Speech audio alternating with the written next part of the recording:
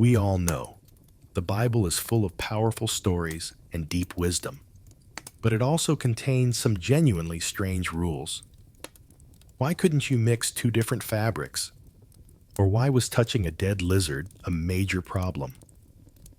Tonight, we're going to look past the ritual mystery and discover the surprising, practical reasons behind the weird biblical laws that existed for really good reasons. In today's video, we'll talk about the prohibition of eating pork and its practical basis. So let's not waste any time, and let's begin.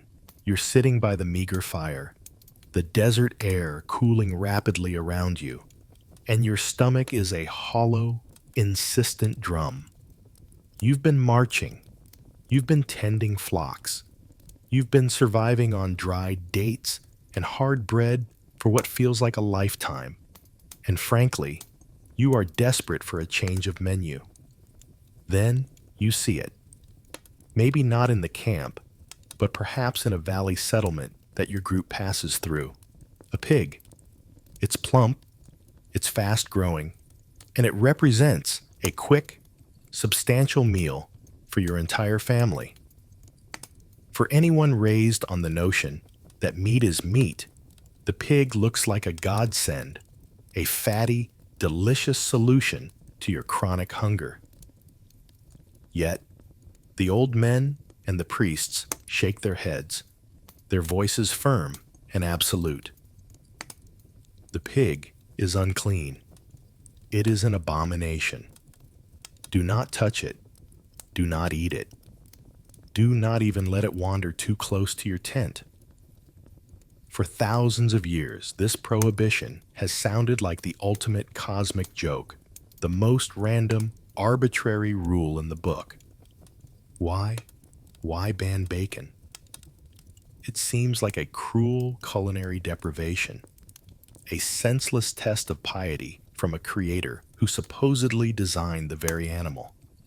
Surely, if the creator intended for you to avoid something, it would be something obviously dangerous, like a snake or a scorpion, not a common, robust, and relatively easy-to-raise source of protein. You see your neighbors from other tribes feasting on them, rendering the fat for cooking, enjoying the richness, and you wonder if perhaps your laws are simply outdated or just excessively complicated. It's a strange command to look at a perfectly good animal and call it polluted, yet the reason for this ban is as practical and earthbound as a bucket of sand. It is a brilliant, life-saving piece of ancient epidemiology designed specifically for your environment. The first and perhaps most critical reason the pig is forbidden centers on hygiene and disease, specifically the invisible threat of parasitic infection. Pigs are, by their very nature, indiscriminate eaters. They are the great scavengers of the animal kingdom. They are not like the sheep and the goats, who graze politely on grasses and herbs. Pigs will eat anything: roots, garbage, insects, and crucially, carrion and raw sewage. In the ancient world, where sanitation was non-existent and animals were raised in close proximity to human dwellings, this meant the pig was a living, breathing reservoir for parasites like trichinosis and tapeworms. These parasites, once ingested by you, the human, are difficult to kill, even with cooking. While modern kitchens have thermometers and ovens that can ensure meat reaches a temperature high enough to sanitize every fiber, your cooking method is limited to an open fire, a spit, or a thin stew pot. It's easy to cook the outside of a piece of pork until it's black and still leave the deadly cysts perfectly intact and active inside. A sheep or goat, being a herbivore, carried its own set of risks, but its diet was predictable, making its meat inherently safer for consumption in an environment where consistent, high-heat cooking was a luxury. The prohibition wasn't a test of faith. It was a preemptive measure against an invisible, fatal pathogen. Beyond the invisible enemies, within its flesh, the pig presents a much more visible environmental problem, especially in the hot, arid climate of the Near East. Think about the physical needs of a pig. They do not sweat. Unlike sheep and goats, which manage the heat relatively well, a pig must wallow. It must have mud or water to cool its skin and regulate its body temperature. Raising pigs sustainably requires a constant, abundant supply of water.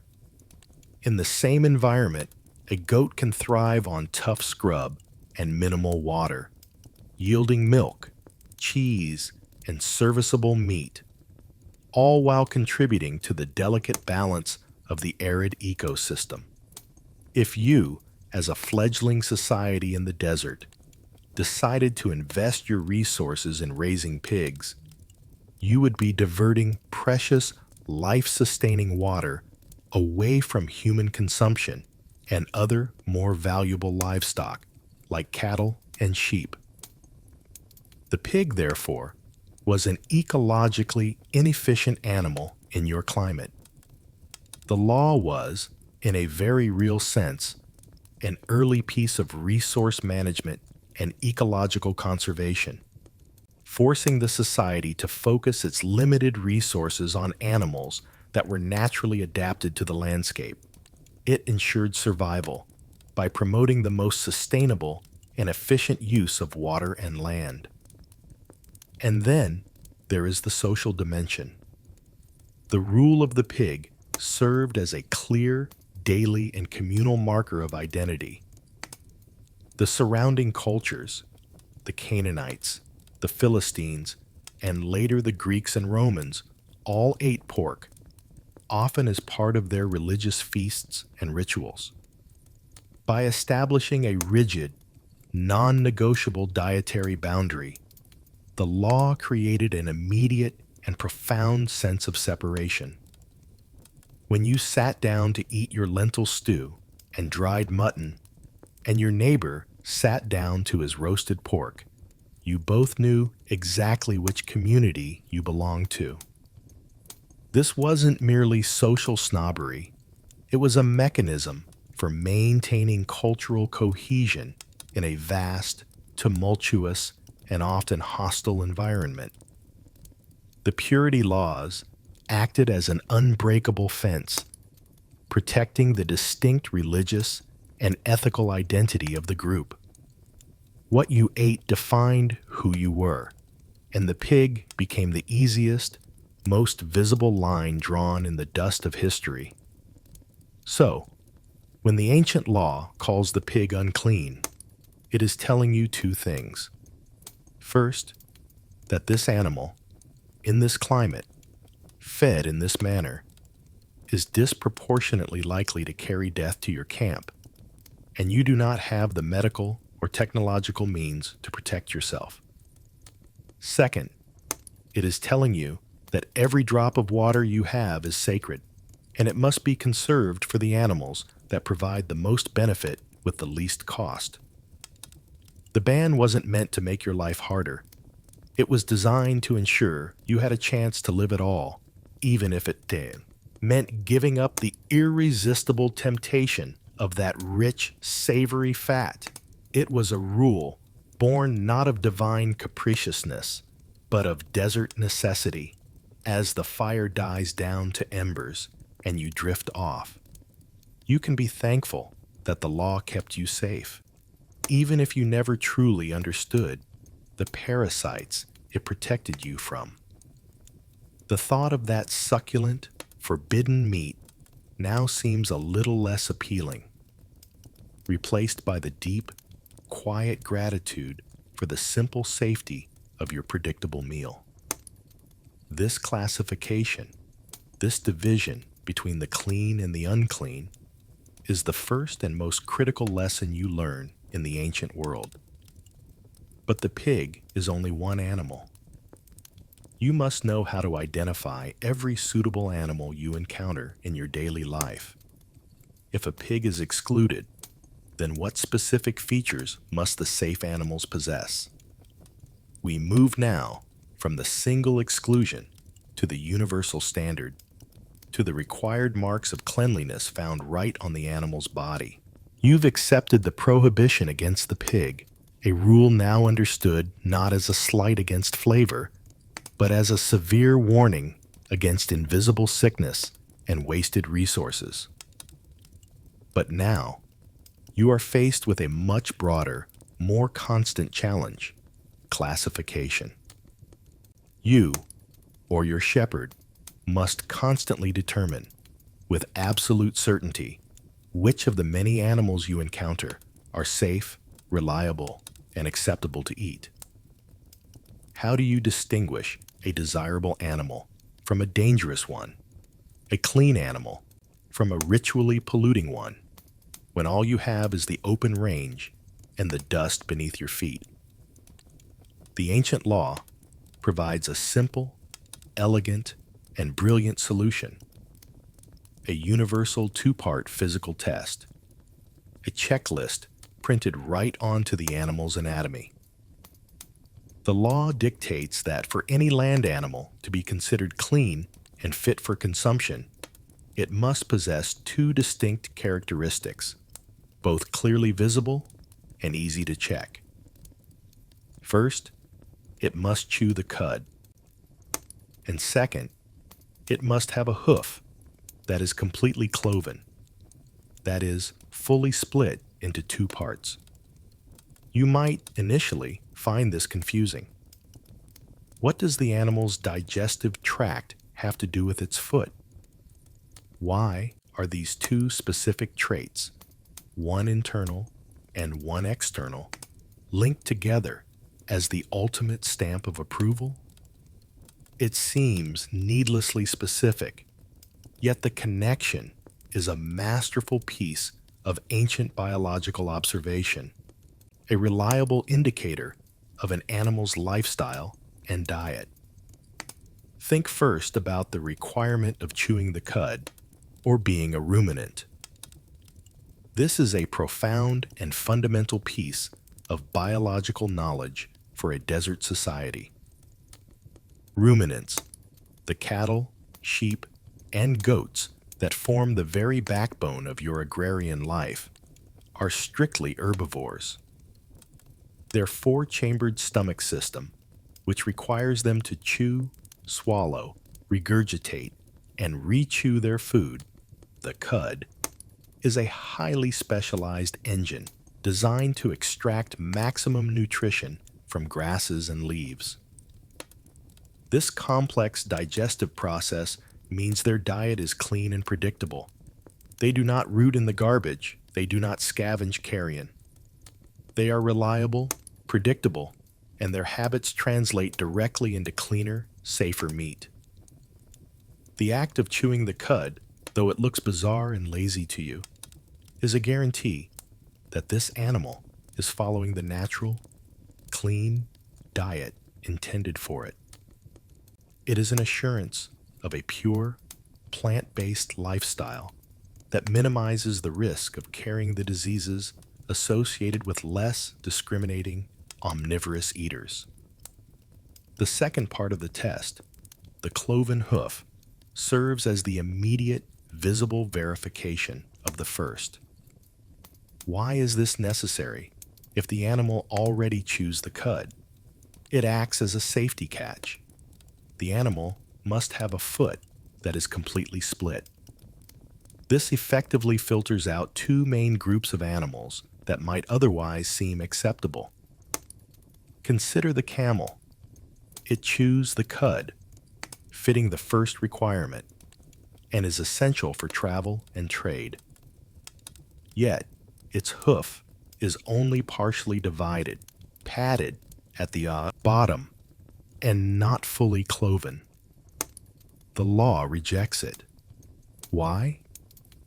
The camel, while often herbivorous, is also far more prone to certain transmissible diseases, and its physical structure suited for long travel and harsh conditions, often brings it into contact with environments and diseases less common to the strictly domesticated, cloven-hoofed herds. By requiring both signs, the law created a highly reliable double check, focusing the people on the safest, most domestic, and most environmentally appropriate animals. Imagine you are in a remote marketplace, or perhaps on a hunting trip, and you encounter an unfamiliar animal. You don't have time for a lengthy diagnosis or complex test. All you have are your eyes. By applying the chew and the cleft test, you have an immediate, portable, and binary safety system.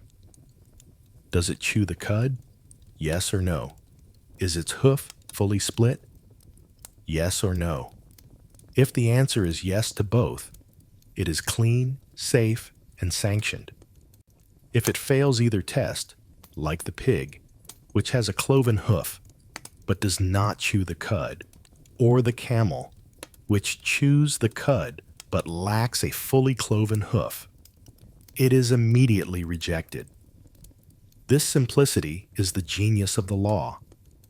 It turns complex biological assessment into a quick, intuitive, and universally applicable visual rule that even the most uneducated shepherd can follow, day after day, year after year.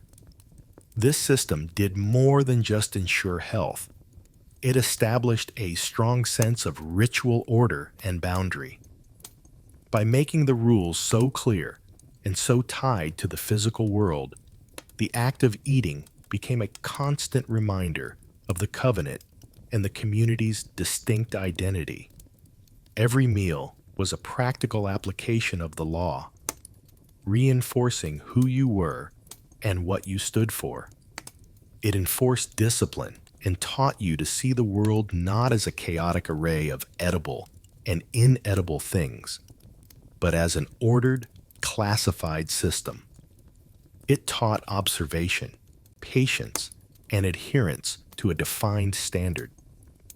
Without this dual sign, your ancient ancestor would have had to rely on trial and error, a process that, in a world where a single bacterial infection could kill an entire family, was simply too dangerous to risk. The law eliminates the error. It guides your hand to the sheep, the goat, the deer, and the cow, the animals that have served humanity faithfully for millennia and whose habits pose the least risk in close-quarter living. You can, with confidence, take a piece of meat from these animals, cook it carefully over your fire, and know that you are honoring both the law of the Creator and the law of survival.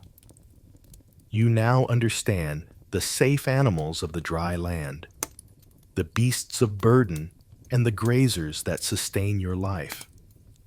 But your existence is not confined to the dust and the fields.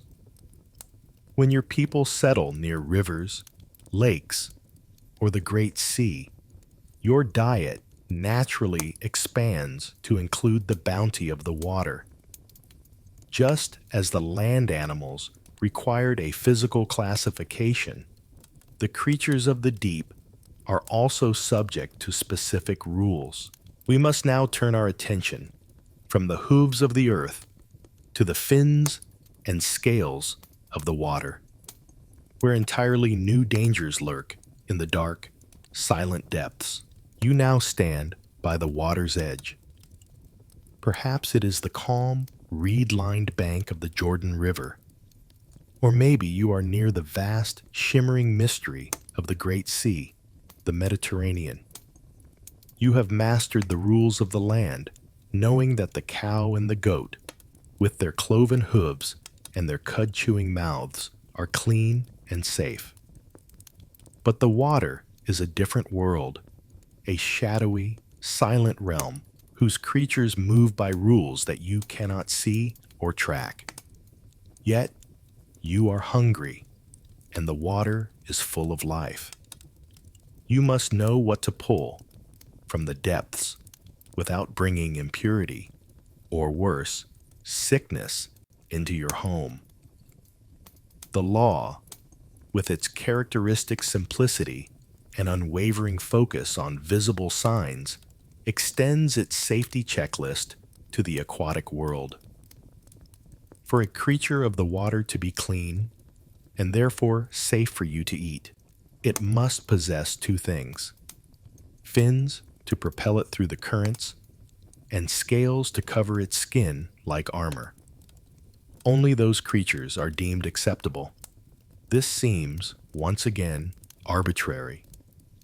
You look into the shallow pools and see tempting morsels: the slippery, snake-like eel that promises rich, oily meat, the strange, hard-shelled crabs that scuttle sideways among the rocks, and the mussels and clams locked away in their beautiful casings, waiting to be steamed. All of these are readily available, easy to catch, and popular among the neighboring coastal communities. Yet, the law dismisses them all with a simple, quiet command: no fins, no scales, no meal. They are an abomination, untouchable. Why would the law exclude some of the most accessible sources of protein the water offers? The reason lies in the way these creatures live. The fish that possess fins and scales are generally mid-water swimmers. They move against the current, they hunt clean prey, and their active lifestyle means they are seeking out the cleanest parts of the water. Their scales serve as a visible external indicator of this clean, flowing existence, much like the cloven hoof signals a grazing diet on land. But the creatures that are rejected, the eels, the catfish, the lampreys, the crabs, and especially the mussels and oysters, are, almost without exception, bottom feeders.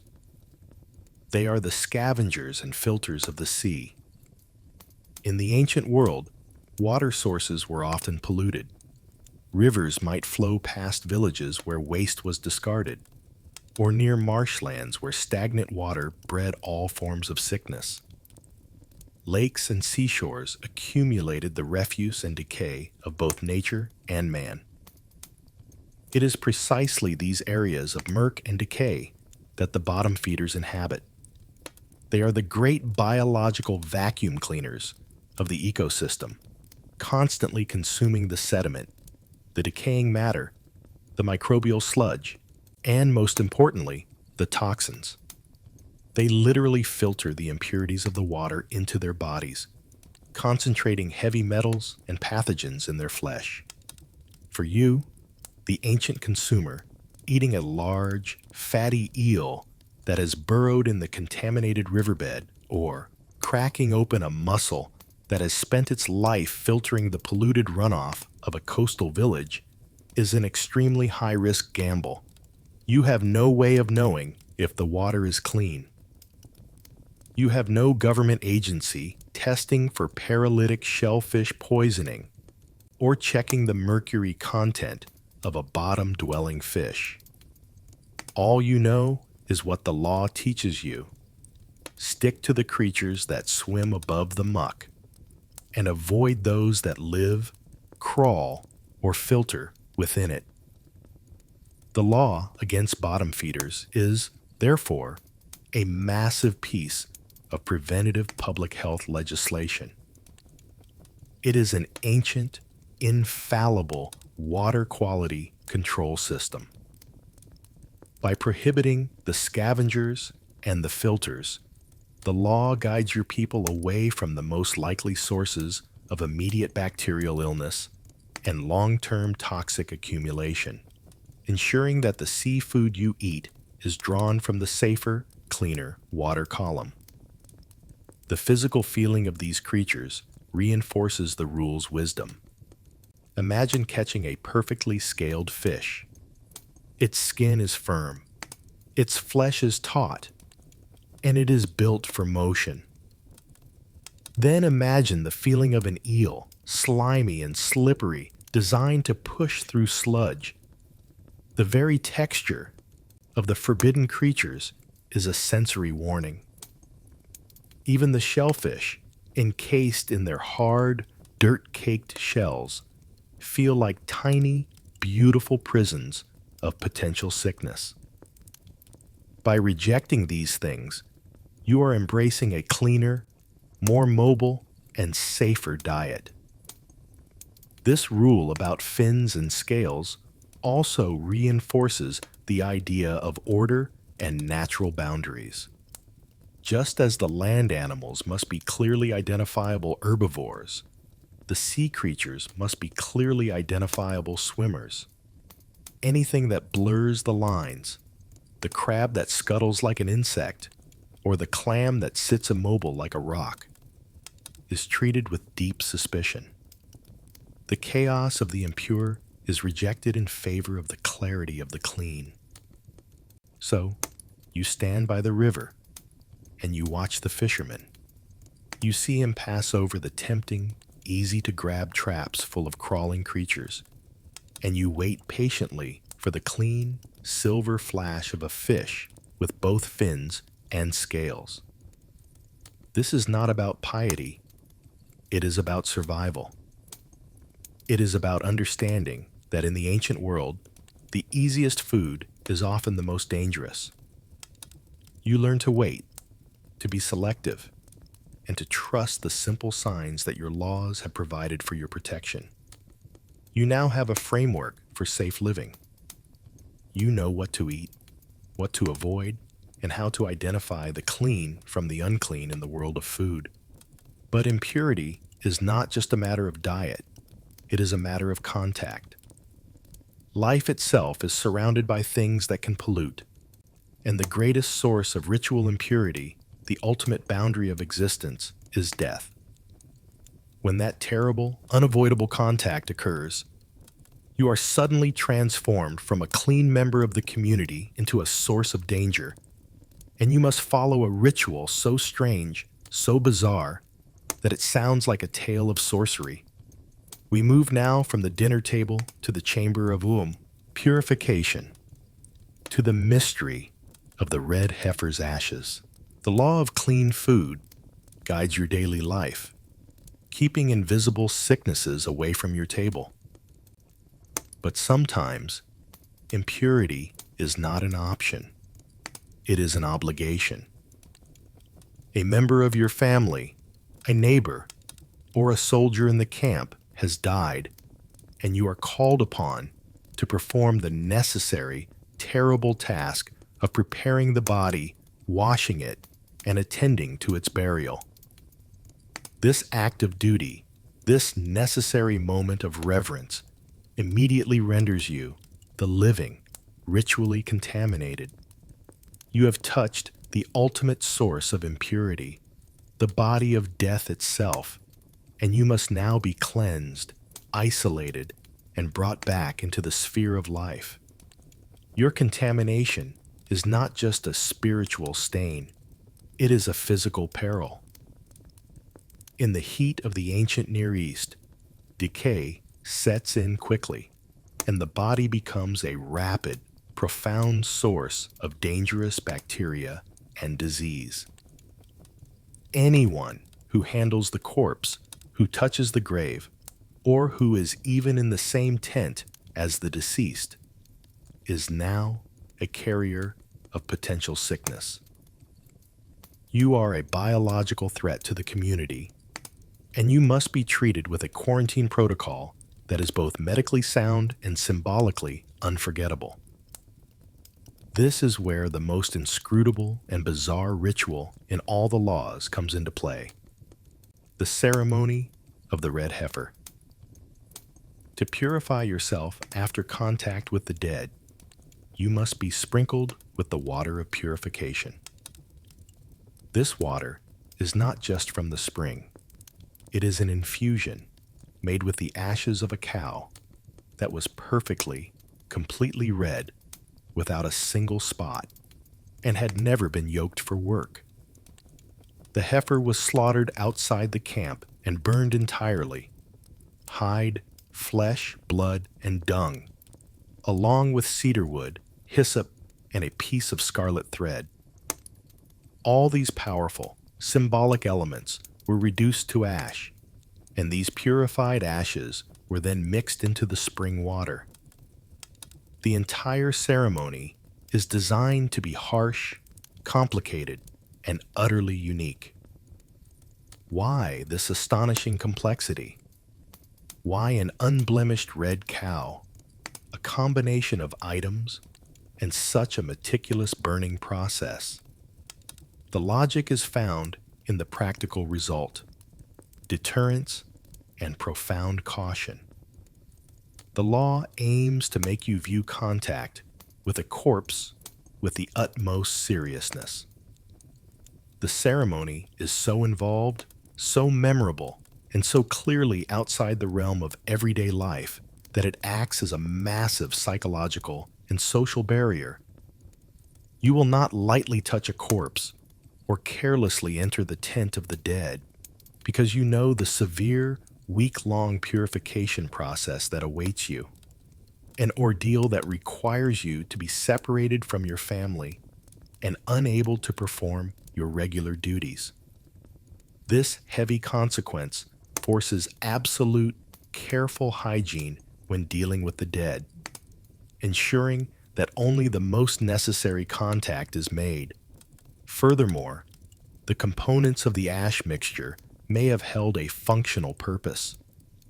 Cedar wood contains aromatic and antiseptic oils.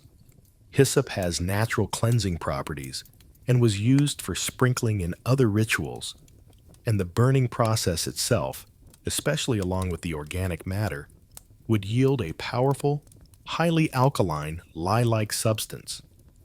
When mixed with water, this concoction, while symbolic, would be a very potent, harsh soap or abrasive cleanser. The purification ritual dictates that you must be sprinkled with this water on the third day and again on the seventh day. You must wash your clothes, wash your body, and spend a full 7 days outside the camp. This protocol is essentially an ancient form of extreme quarantine and total sanitization, perfectly designed to ensure that any lingering contamination from the deceased, bacteria, fleas, or decay, is removed through separation, time, and harsh cleansing agents. The paradox of the ceremony only heightens its power. The priest, the one who performs the ritual, is himself rendered impure by the process, emphasizing that the ashes and the ceremony are not magic, but a boundary condition. They are a necessary evil to combat a greater one. The very act of cleaning the camp from death requires a temporary dipping into impurity. It reminds you that the process of cleansing is serious, contagious, and demanding. You sit now, separated from your family, waiting for the third day sprinkling. You feel the dust and the heat, and you carry the faint, lingering, psychological scent of the encounter with death. The process is not comfortable, and it is not quick. But as you watch the communal life continue without you, you understand the necessity. Your separation is their protection. The severity of the ritual is the measure of the danger that death represents in a world with no hospitals, no penicillin, and no scientific understanding of germ theory. The red heifer ceremony, for all its mystery, is a life-saving, community-protecting protocol disguised as an inscrutable religious commandment. Your encounter with death and the subsequent purification is over, but the lesson in hygiene and public safety remains. If the ultimate impurity of death requires such a profound, elaborate cleansing, What about the daily, inevitable sources of contamination? Where does the simple, biological waste of daily life go? The ancient lawmakers did not ignore this most basic, unglamorous necessity. They laid down a simple, elegant rule that saved countless lives, a law of the camp latrine, a law that demands a small, personal tool for the proper disposal of your daily burden. You are now intimately familiar with the boundaries of the clean and the unclean, from the food that enters your body to the purification ritual required after contact with death. But there is a constant, unavoidable process that happens within the camp every single day, one that is less dramatic than a sacrifice, yet far more critical to the survival of thousands of people concentrated in a small, temporary space: the management of ordinary biological waste. This is the great unglamorous problem of any settled group, a challenge that, if ignored, turns a camp into a graveyard within weeks. The ancient law addresses this reality not with a grand theological pronouncement, but with a simple, quiet, and utterly revolutionary engineering solution. In a world where most nomadic and early settled communities simply used the ground around them as a dumping site, allowing human waste to accumulate in the narrow alleys between tents, contaminating the very earth they walked on, and inevitably polluting their shallow wells. The laws of your community are different. They recognize the fatal threat carried by your own body's output. The command is simple. When you move outside the camp for your personal needs, you must carry a small digging tool, a paddle or spade, and you must use it to dig a hole. Cover your waste when you are finished, and then walk away, leaving the area clean, sealed, and safe. Contrast this humble, easy-to-miss decree with the practice of every other group in the desert. Imagine a massive military camp, or a large temporary settlement of perhaps 50,000 souls.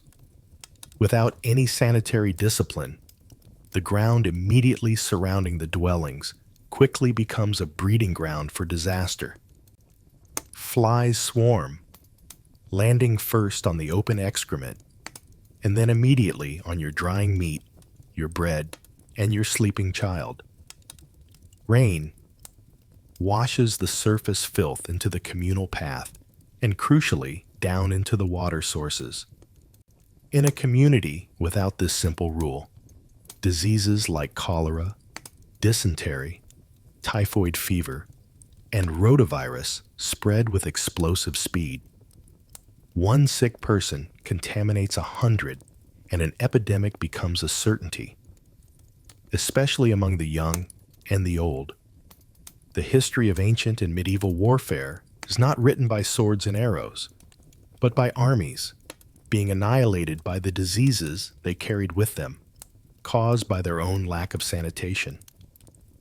The requirement that every person, or at least every adult male, capable of carrying one, must possess and use a digging tool effectively decentralizes the camp's entire sanitation system. It prevents the clustering of waste and mandates its immediate personal containment. By forcing the contamination into the ground and sealing it with earth, the law achieves two massive public health victories instantly. First, it breaks the fecal-oral disease cycle by preventing flies from landing on the waste and transferring pathogens directly to food. Second, it minimizes water source contamination by ensuring that surface runoff during a sudden desert storm is relatively clean, carrying only topsoil, not biological hazards. This tiny, simple act of digging and covering is the equivalent of building an advanced individual septic system for every single person, centuries before anyone understood the need for sewage systems. The law even goes further, specifying where this necessary activity must take place: outside the camp. This establishes a required distance, an invisible, sacred boundary between the living space and the disposal space. The camp itself, where you eat, sleep, pray, and raise your children, is to be kept clean, protected from its own inhabitants.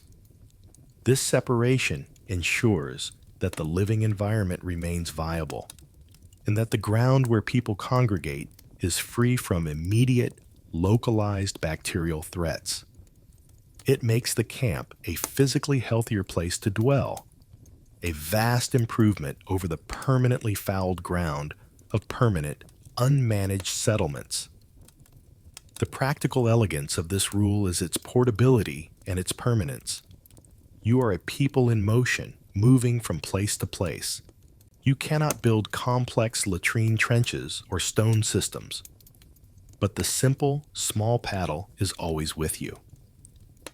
Every time you leave the camp to perform this most basic of human functions, the law reminds you of your responsibility, not just to your own health, but to the collective health of your nation. Your private moment of necessity is transformed into an act of communal protection. It teaches personal accountability for public health, linking the most mundane, unmentionable act directly to the divine standard of a clean and holy community.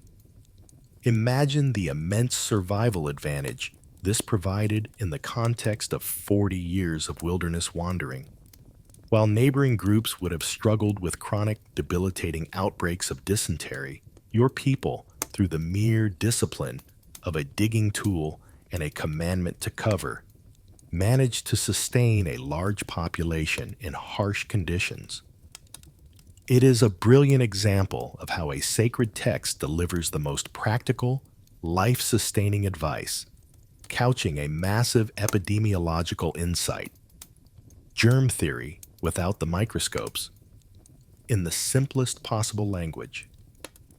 You now carry that small spade with you, a constant, weighty reminder that cleanliness is woven into the fabric of your laws, not just in the majestic rituals, but in the dust itself. You understand that your individual discipline creates the collective safety of the entire camp. Now that we have addressed the impurities of food, death, and waste, we turn to the rules that govern the body itself, not for hygiene, but for identity. We shift from the practical management of material to the ceremonial management of appearance, to a rule that sets your face apart from the world around you. The focus of our attention now shifts from the massive life or death issues of public sanitation and disease control to something that appears, at first glance, trivial: your personal appearance. Specifically, we look at the simple, seemingly cosmetic commandment that you must not round the corners of your beard or mar the edges of your head. This law seems minor, a mere directive on male grooming, a strange detour in the middle of severe and powerful moral statutes. Why would the Creator care how you wear your beard? Surely, what happens on your face cannot be as important as what happens in your heart, or what happens with the waste you leave in the ground. Yet, this rule is a vital piece of social armor, a powerful visual barrier designed to protect your identity from the corrosive forces of cultural assimilation. To understand the command, you must look outward, beyond the confines of your own camp, to the people who surround you. The ancient Near East was a complex tapestry of tribes and city-states, each with distinct religious and social practices. Many of these surrounding cultures, the Amorites, the Canaanites, and others, practiced various forms of cultic shaving. For them, specific hairstyles and beard trims were integral parts of pagan rituals, especially those associated with mourning the dead or worshiping specific deities. These practices often involve symbolically sacrificing the hair or beard to the gods of the underworld, or shaping the hair to mimic the styles of their idols.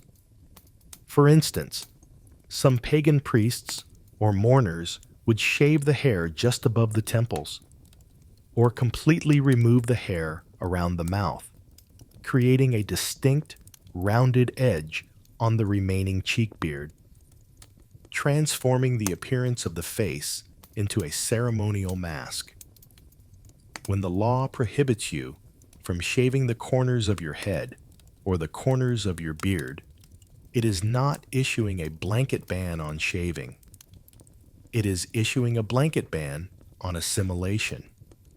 It is specifically targeting those distinct cultic trimming practices that served as the uniform of the pagan world. The law recognizes that in the ancient world, appearance was destiny. To adopt the hairstyle or beard style of the pagan priest was to signal your allegiance to his gods, to his rituals, and to his worldview. This was particularly dangerous because the ritual was often associated with practices your laws found abhorrent, such as engaging in rites for the dead or participating in fertility cults. Your uncut beard and the untrimmed edges of your hairline become a daily, visible sign of your commitment to your own covenant. Every time you look at a piece of polished metal or run your hand across your face, you are reminded that you are different. You are set apart. Your community is to be defined by its singular devotion, and that devotion must be clear not only in your actions, but in the very lines of your body. The full, natural growth of the beard, often maintained in a long, flowing style, stood in sharp contrast to the specific, ritually carved styles of your neighbors. This physical difference became a powerful, nonverbal declaration of independence.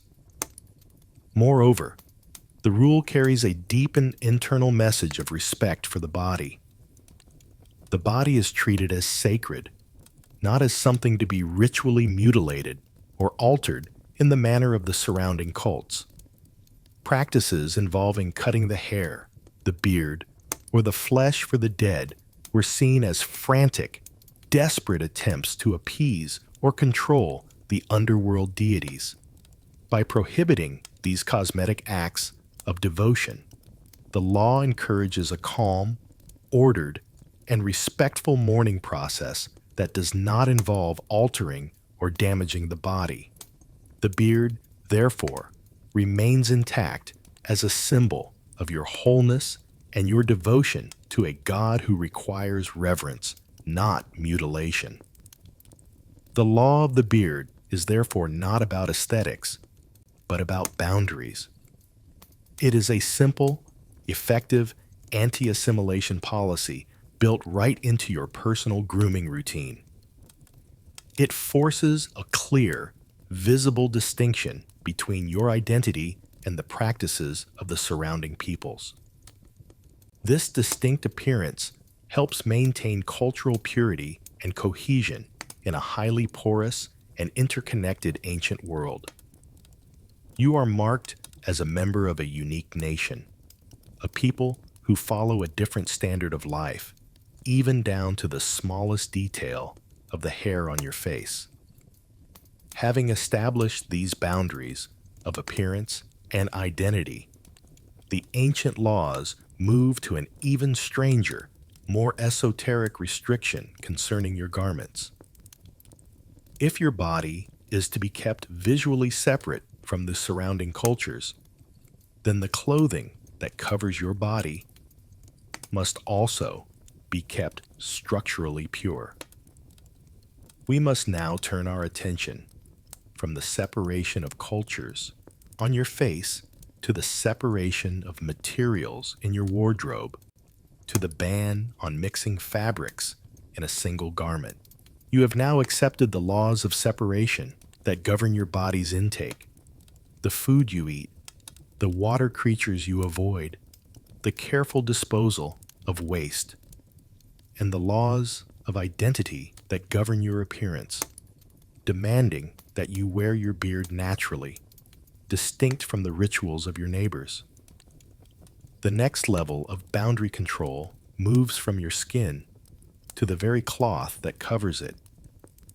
You are confronted with a rule so specific, so seemingly focused on the minutiae of textile science, that it is often cited as the most baffling of all: the prohibition against wearing a garment woven from a mix of wool and linen.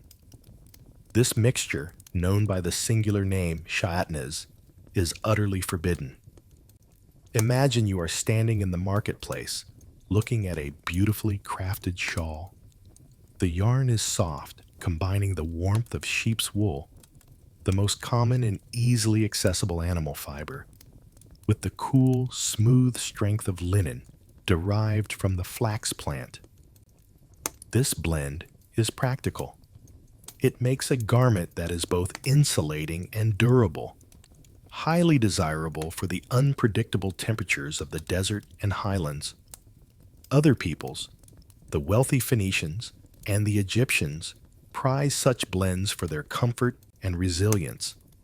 Yet, you are told you cannot wear it. Wool must remain wool, and linen must remain linen. They cannot share the same weave. To understand this rule, you must first look at the practical, structural reality of the two materials. Wool and linen are fundamentally incompatible fibers. Wool is an animal hair, naturally curled and possessing an outer scaly structure. It breathes, it absorbs moisture slowly, and when washed in the rudimentary soaps and harsh water of the ancient world, it tends to shrink and felt, becoming denser and stiffer. Linen, conversely, is a plant fiber, smooth, stiff, and highly absorbent. When washed, it may shrink differently than wool, and its natural tendency is to become softer and more pliable. Weaving them together creates a material that will inherently stress and distort when subjected to the necessary process of cleaning. A garment made of shatnez would quickly become misshapen, uncomfortable, and weak, causing one fiber to pull destructively against the other. The ban on the blend, therefore, carries a subtle message about structural integrity and quality control. Avoid a combination that is doomed to failure and distortion. However, the deeper, more powerful meaning is symbolic and ritualistic, rooted in the very purpose of each fiber. In your ancient tradition, linen was reserved for the sacred. The priests, when performing their duties in the tabernacle or temple, wore garments made exclusively of linen. Linen represented purity, coolness, and separation from the everyday world. Wool, on the other hand, was the fiber of the common man, the shepherd, and the everyday field laborer. It was the fiber of the earth, of the common flock, providing warmth and utility. The blending of the two, therefore, represented the forbidden mixing of the profane with the sacred, the common task of daily life with the specific, consecrated task of the priesthood. The law of shatnez is a constant, subtle reminder that order and distinction must be maintained at every level of existence. Just as you do not confuse the clean animals with the unclean, you must not confuse the sacred functions of the priest with the ordinary functions of the layman. Your everyday clothing should reflect your status as a common worshiper, dedicated but separate from the rituals of the sanctuary. By prohibiting the blend, the law establishes a clear, visible boundary between the ritual space and the secular space. You are commanded to live a life of holiness, but not necessarily a life of priesthood. Furthermore, just like the prohibition on certain beard trimmings, this ban served as an important, albeit secondary, marker of identity. The combination of wool and linen was occasionally used in the garments of pagan priests or in ritualistic practices associated with fertility and syncretism, particularly in Mesopotamian cultures. By rejecting the blend, the law ensured that the Israelite community was not only visually distinct from its neighbors, but also structurally and functionally pure in its material culture. Your clothing becomes a portable, daily symbol of your rejection of mixed allegiances. The law forces you to confront the choice between two good things. Wool is good, linen is good, and to realize that the danger lies not in the materials themselves, but in their unauthorized combination. Holiness is not the merging of all things into one undifferentiated whole. It is the careful, respectful separation of things into their proper categories, ensuring that each thing maintains its own integrity and function. You are asked to respect the fundamental, original design of creation, maintaining the distinctions between the plant kingdom and the animal kingdom, even in the threads that cover your body. So, as you pull on your simple woolen tunic or your cool linen robe, you recognize that your dressing is an act of spiritual discipline. You are choosing order over chaos, purity over blend, and separation over assimilation. This seemingly strange rule transforms the simple act of choosing clothes into a profound meditation on distinction and function. From the purity of the fabric that covers you, we now shift our attention back to the earth itself, the very ground that sustains you. The same principle of maintaining distinct, proper categories is applied to your agricultural practices, extending the law of separation from your clothes to your crops and your yokes. The principle of not mixing different kinds, kiliyim, governs the fields just as it governs your wardrobe. You have now traced the principle of separation across food, hygiene, personal appearance, and clothing. The thread that binds all these rules is the maintenance of order. The idea that each created thing has a distinct category and function that should be honored and protected from improper combination. This core philosophy is nowhere more evident than in the most fundamental task of your settled life: agriculture. The laws governing the field are twofold and deceptively simple. You shall not sow your field with two kinds of seed, and you shall not plow with an ox and a donkey yoked together. Consider first the restriction on the field, the prohibition against sowing kiliyim or mixed seeds. Imagine the temptation. You have a small, precious patch of land, and you are worried about the coming harvest. You think, if I plant barley and wheat together, or if I scatter a few rows of legumes between my grapes, I will maximize my yield and guarantee a harvest, even if one crop fails. It seems like intelligent, efficient farming, a way to ensure against the harsh unpredictability of the climate. Yet, the law strictly forbids it. demanding purity and singularity in the cultivated space. The primary reason for this rule is rooted in sound agronomy and long-term agricultural health. Different seeds have different needs. They require different amounts of water, different kinds of nutrients, and they ripen at different times. If you sow two competing crops, such as wheat and barley, in the same patch, one will inevitably dominate the other. The more vigorous plant will shade out the weaker one, absorbing most of the available moisture and nutrients.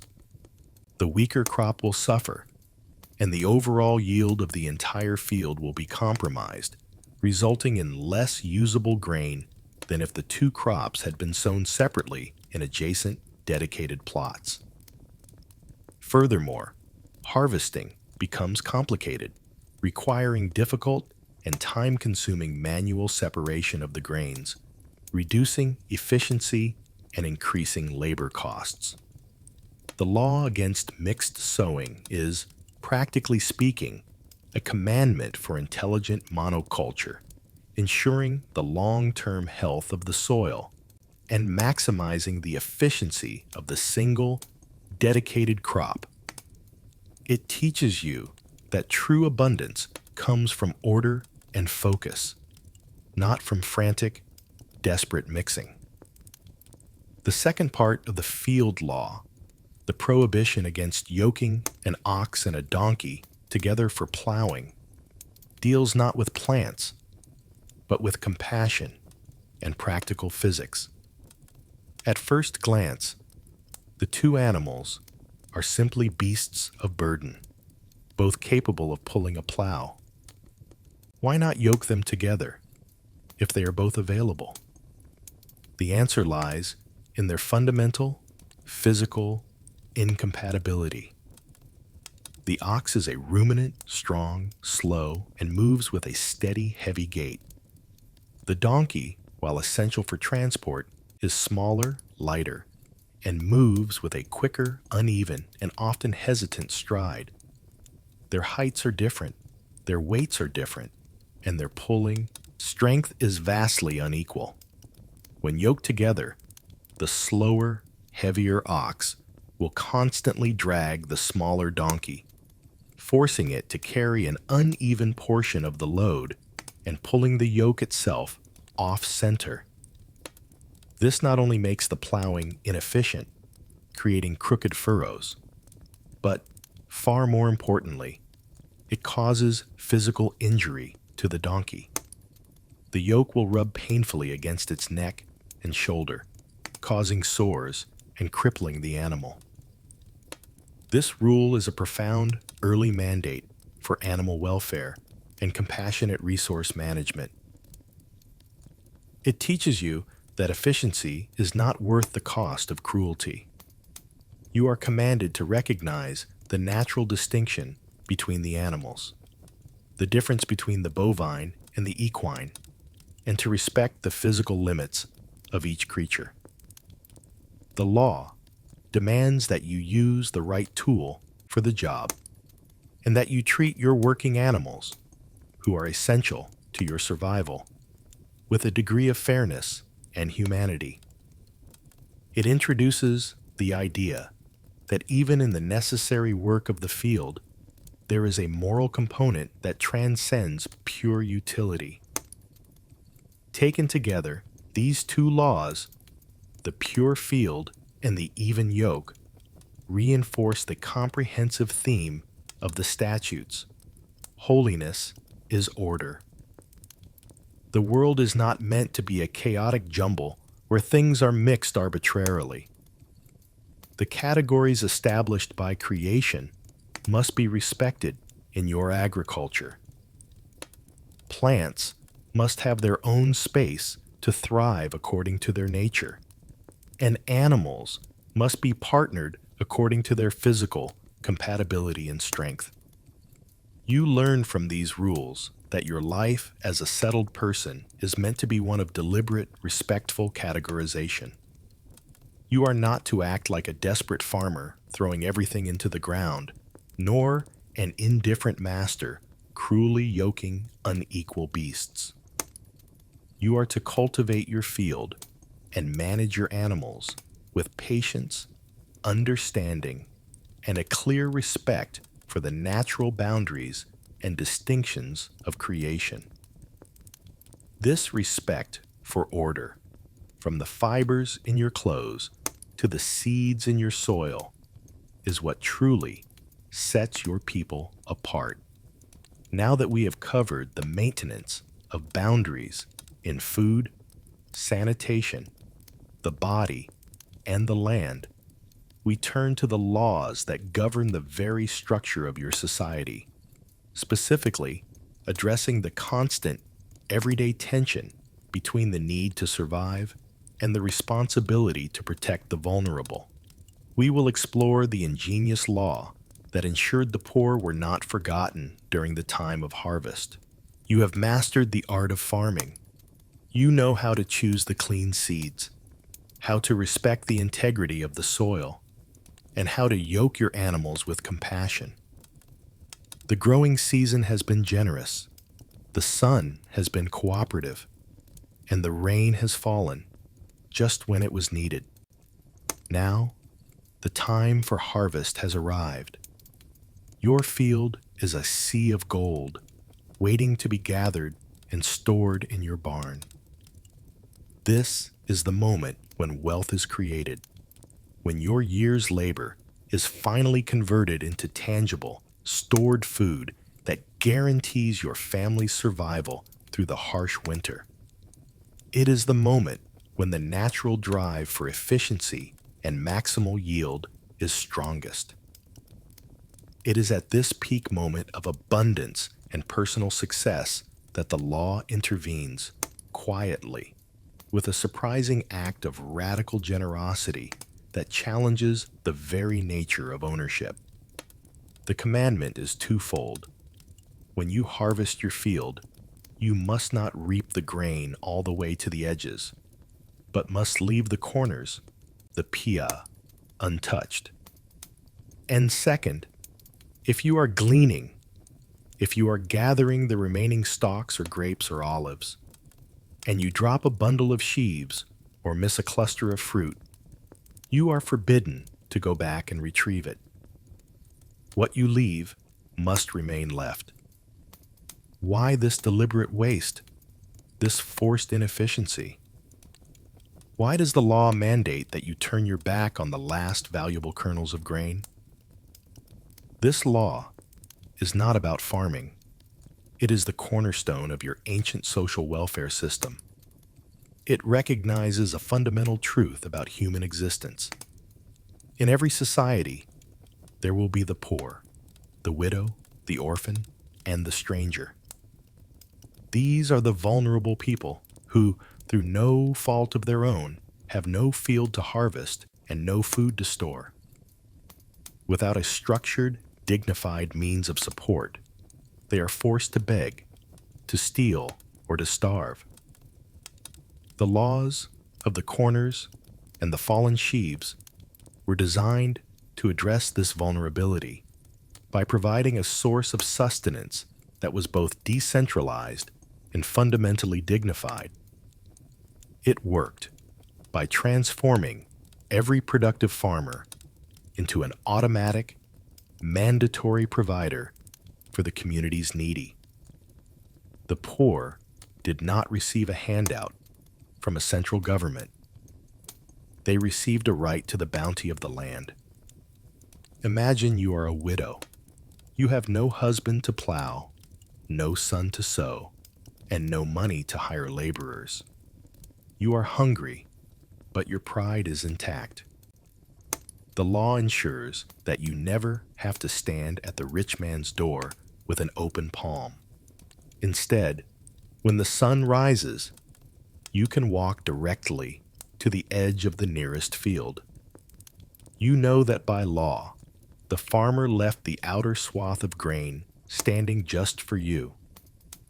You enter the field not as a beggar, but as a person exercising a legal right to harvest a portion of the communal inheritance. Your labor is what feeds you. You glean the corners and gather the sheaves with your own hands, providing for your family with effort and integrity. This mechanism is sociologically brilliant for several reasons. First, it enforces decentralized and immediate charity. The responsibility for the poor is spread across every landowner, ensuring that charity is performed locally and constantly. Second, it promotes dignity through labor. The poor do not receive a dole. They receive the raw resources and must expend their own effort to convert them into sustenance. The act of gleaning is work, and it maintains the recipient's self-respect. Third, it prevents abuse of the system. Only the truly needy will expend the back-breaking effort required to glean the sparse leftovers.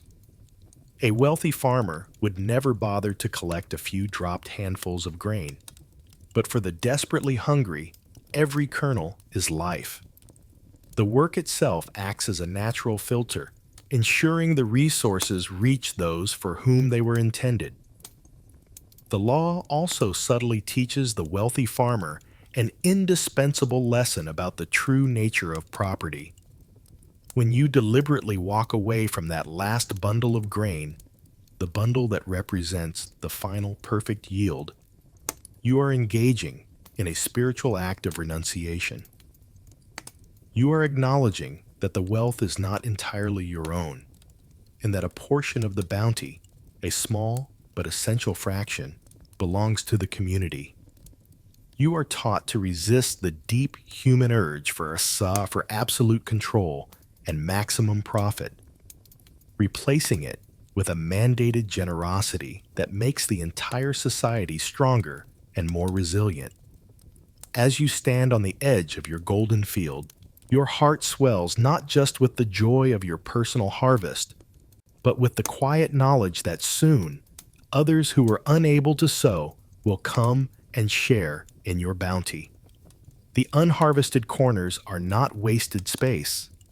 They are the living, beating heart of your social covenant, the visible proof that in your society, the pursuit of wealth must always be tempered by the imperative of compassion. The laws of the land protect not just the crops, but the most vulnerable human beings who depend upon them. From the quiet generosity of the harvest, we move now to the more contentious issue of liability and accident, exploring how the same ancient principles of accountability were applied to property and injury. Specifically, when a beast of burden causes damage in the bustling, unpredictable world of the ancient village.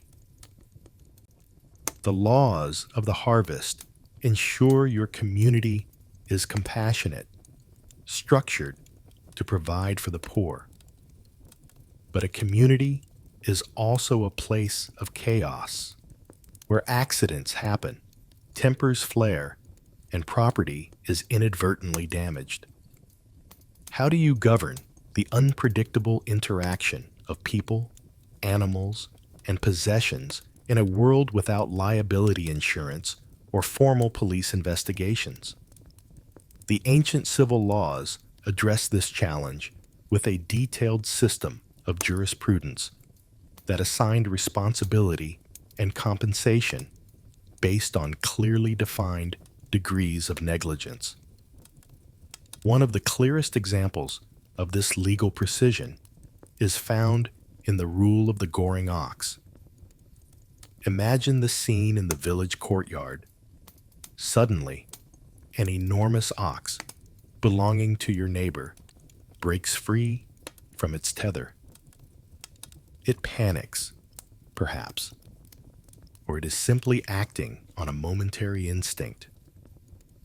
It lowers its head and gores, or injures, a passing donkey, or worse, a human being.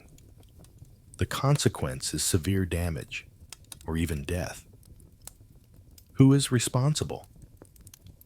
Is the ox owner always at fault, or does the situation change based on what the owner knew? The law makes a critical distinction, separating two categories of ox ownership that form the basis of all accidental damage liability. The first case is the single incident. If the ox has never shown a tendency to gore, if this is the first time the animal has ever been aggressive, the event is treated as an unpredictable accident, an act of God, or a fluke of nature. In this case, the owner is still responsible for the animal, but the punishment is limited. The ox itself is killed, and its meat cannot be eaten, symbolizing that the offending property is forfeited and its danger eliminated. The owner, however, is not held personally liable for the death or injury beyond the loss of the ox, because he had no prior knowledge of the danger. The second case, however, introduces the concept of foreseeable negligence and vastly increases thus the owner's liability. This rule covers the ox that has been known to gore in the past, an ox whose owner was explicitly warned of the danger, yet failed to restrain it properly. The community is now dealing not with a surprise accident, but with a preventable, foreseeable outcome. The owner was aware of the animal's aggressive tendency. Perhaps it gored another animal months ago, or constantly attempts to break its bonds, and was warned, yet chose to continue to ignore the danger. In this case of negligence, the law is harsh and clear.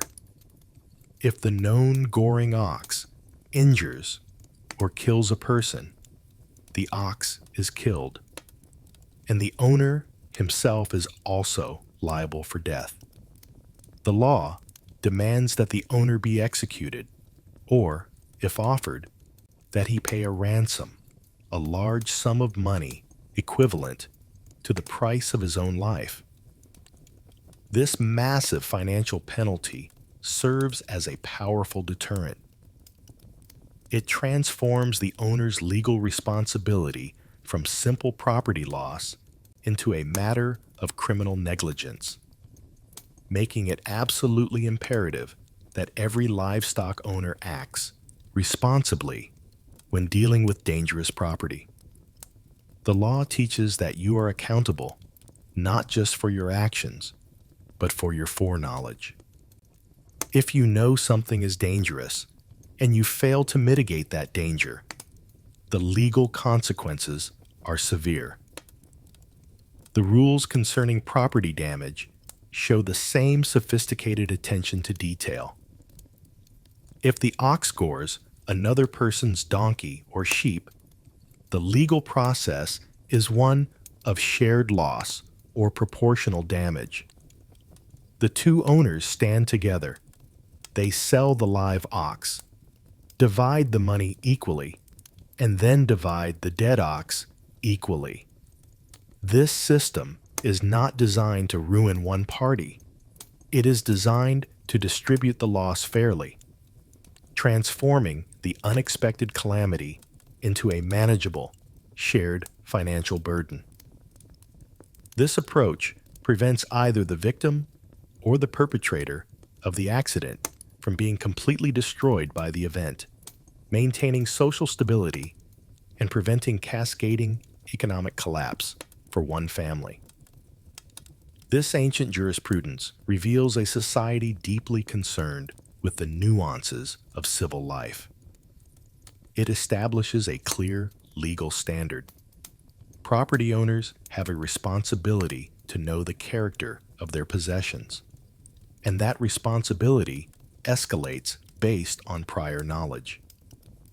It is a system designed for a close-knit agricultural community where animals are both essential and inherently risky. It protects the community from known risks while also providing a framework for managing unpredictable tragedy with fairness and communal support. The law of the wandering ox is, in effect, a comprehensive insurance policy detailing liability, penalties, and compensation, ensuring that order is maintained even in the midst of accident and aggression. From the complexities of accidental death and property damage, we now move to the laws that govern the very continuation of the family line, turning our attention to the rules for a man's deceased brother, a law known as levirate marriage. This system, designed to protect the most intimate form of property, the family name, highlights the enduring social responsibility within the community.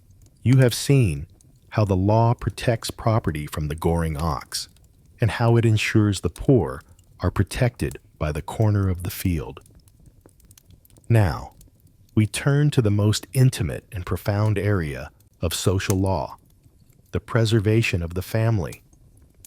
In a society structured around land, lineage, and the father's name, the death of a man posed a crisis far greater than just grief.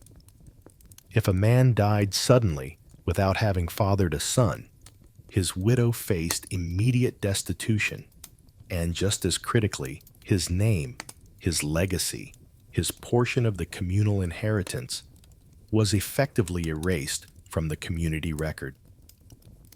This catastrophic twin loss was addressed by the strange, ancient law known as levirate marriage, or yibum. The commandment is direct, seemingly harsh, yet fundamentally protective. If two brothers lived together and one died without having a son, the surviving brother was obligated to marry the widow. The purpose was stated clearly: to raise up seed for his brother. The first son born of this new union would not be considered the legal child of the surviving brother, but would be named after and legally counted as the heir of the deceased man. This child would inherit the dead man's land and continue his name in the community.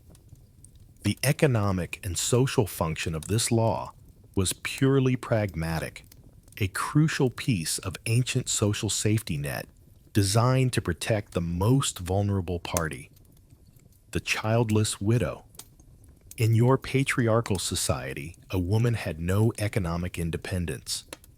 Her value and security were tied to her husband and her ability to produce male heirs who would inherit the land. A widow without a son was entirely dependent on the kindness of her deceased husband's extended family, facing a life of perpetual vulnerability, likely forcing her to sell her own labor, or even herself, to survive. The law intervenes to prevent this complete social and economic collapse. By mandating that the surviving brother marry her, the law instantly anchors the widow back into the strongest possible social unit, the family. She is provided with a roof over her head, access to the communal harvest, and most importantly, the chance to fulfill her most vital social role, motherhood. The brother-in-law, or yavam, assumes the full responsibility for her care, preventing her from becoming a burden on the extended clan, or worse, a drain on the communal welfare system already strained by the needs of the poor and the stranger. Furthermore, the law ensures the preservation of the deceased brother's land. Land was not simply a commodity to be bought and sold. It was the ancestral inheritance, tied to the family name and the tribe. If a man died childless, his plot of land would eventually be absorbed back into the general tribal pool, effectively erasing his contribution to the community and diminishing the inheritance of his lineage. The child born through levirate marriage ensures that the land remains within the immediate family line. This first son, carrying the dead man's name, preserves the integrity of the land distribution, ensuring that every family that was granted a piece of the inheritance is counted in every generation. The law, therefore, serves as a powerful instrument of continuity and stability, a judicial mechanism to prevent the erosion of the family unit and the dismantling of the ancestral property structure. Yet, the law was not simply a mechanical exchange of property and wives. It contained an escape clause, a ritual called halitza, the ceremony of the sandal. If the surviving brother absolutely refused to marry the widow, perhaps because he was already married, or simply did not wish to carry the responsibility, he could not simply ignore his duty. He had to face the widow publicly at the city gate, the seat of judgment, where she would remove his sandal, spit before him, and declare his refusal. This public humiliation, this ritual shaming, served as a powerful disincentive to refuse the obligation. The brother who refused to perpetuate his deceased brother's name would forever be known as the one whose sandal was removed. This act, though symbolic, ensured that the refusal was not a private matter of convenience, but a public, indelible rejection of communal responsibility. The widow was then free to marry outside the family, having received a public acknowledgement of her plight and the family's failure to protect her. The power of the law, therefore, lies not just in the mandate to marry, but in the social penalty for abandoning one's familial duty. It taught that obligation to the deceased and to the vulnerable widow was paramount, transcending personal convenience or desire. The law of levirate marriage, strange as it sounds to the modern ear, demonstrates a society that placed an enormous value on lineage and stability. It provided a powerful, clear, and comprehensive solution for the most tragic and common social crisis, the sudden death of a male provider. It ensured that no woman would be left adrift, and no family name would be extinguished, binding the living to the dead through an act of shared, enduring responsibility. The preservation of the family's purity and legacy, even after death, was paramount. This intense focus on keeping the family line and the community distinct required constant vigilance against the polluting influence of the surrounding cultures. We now shift our focus from the preservation of the family name through birth to the preservation of the communal spirit through the elimination of forbidden, visible ritual markings. The seemingly minor but deeply significant ban on tattooing and ritual cutting. The law of the beard set your face apart. The laws of the corner set your land apart. And the levirate marriage law ensures your family lineage is distinct and enduring. The final, powerful line of demarcation drawn by the law concerned your very skin, the canvas of your physical body. It seems like another small, personal rule, yet it carries the full weight of the laws against idolatry and assimilation. You shall not make gashes in your flesh for the dead, nor put any tattoo marks upon you. This prohibition against self-mutilation and marking was one of the clearest, most severe lines drawn between your practice and the spiritual chaos of the surrounding nations. To understand this rule, you must recognize that in the ancient world, a tattoo was not merely a decorative choice. It was a permanent, powerful religious statement.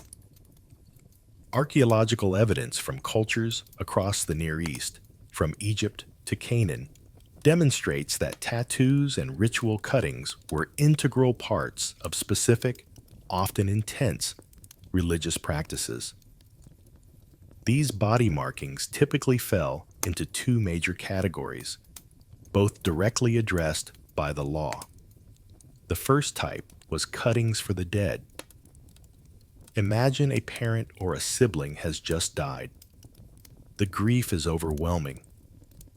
The sense of loss is complete. In many neighboring cults, the appropriate ritual response to this overwhelming grief was an act of extreme public self-harm. Mourners would take a sharp object and gash their arms, their legs, or their faces, offering their own blood and pain to the deities associated with death, or performing an act of symbolic sacrifice to appease the spirits of the deceased. These gashes were not just the result of uncontrolled weeping. They were highly formalized, visible expressions of pagan piety. By prohibiting these ritual cuttings, the law offered an alternative, dignified, and controlled method of mourning. Tearing one's garments, sitting in ashes, fasting, but absolutely forbade the permanent marking and mutilation of the sacred body. It taught that your body belongs to the Creator and is not a disposable canvas for acts of desperate pagan supplication. The second, and perhaps even more pervasive type, was the tattoo mark. These marks were usually permanent inscriptions of symbols, divine names, or specific images associated with fertility cults or local patron deities. For example, a man might tattoo a symbol of the storm god Baal, or a woman might mark herself with the sign of the fertility goddess Ashtoreth. These tattoos served as a visible, permanent pledge of allegiance, a physical brand signifying that the person was property of that specific god. The law explicitly forbids this permanent marking. The rejection of tattoos and ritual cuttings was thus a massive public declaration of singular devotion.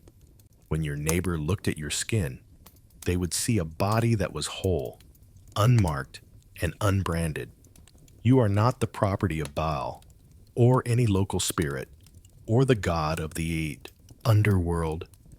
You are a member of a nation devoted to a single, unseen, and omnipresent Creator, and your body must remain unmarked by the symbols of competing powers.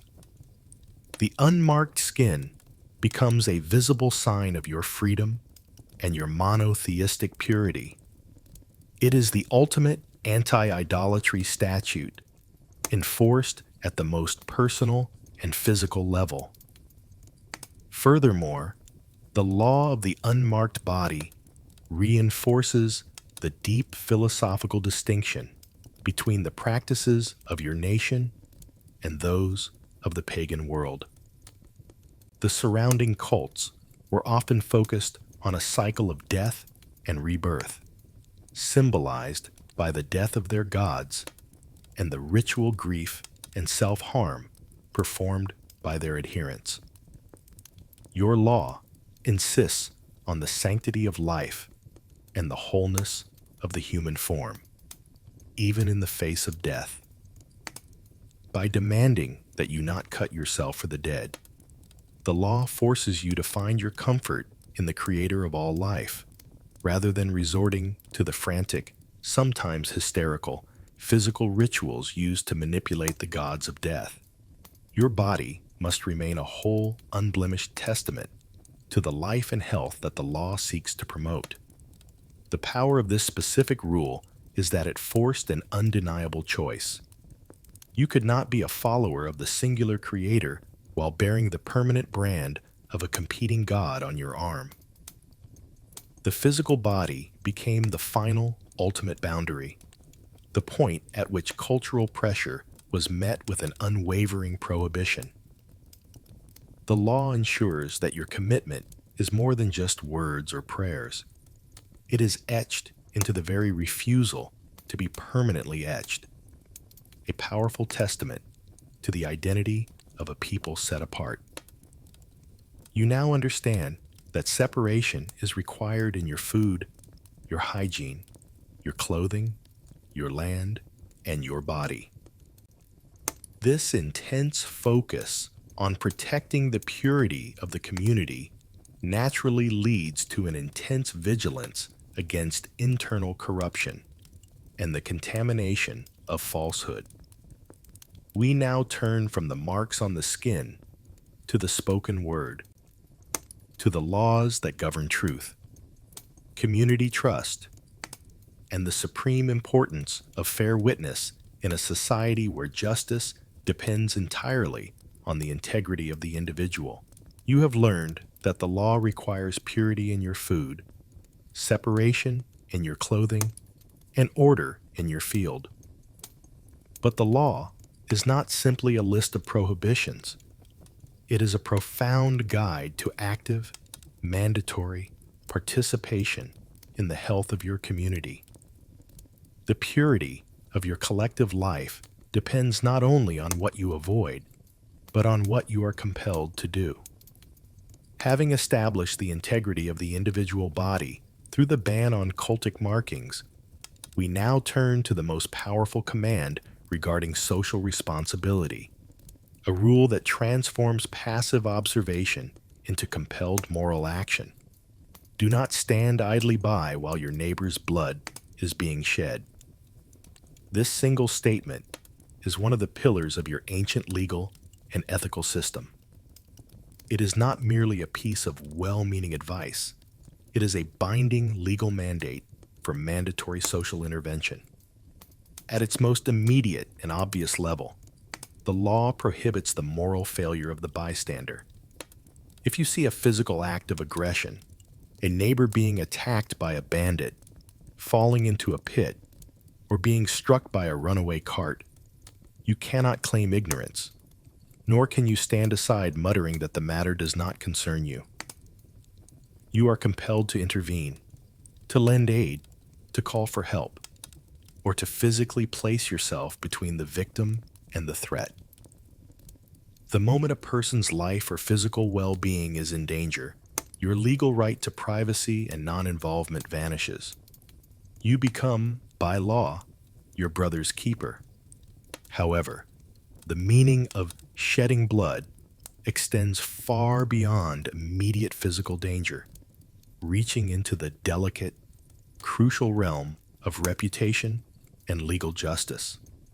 In an ancient society where courts and legal systems were localized and often relied solely on verbal testimony, the threat to a person's life was often carried by the spoken word.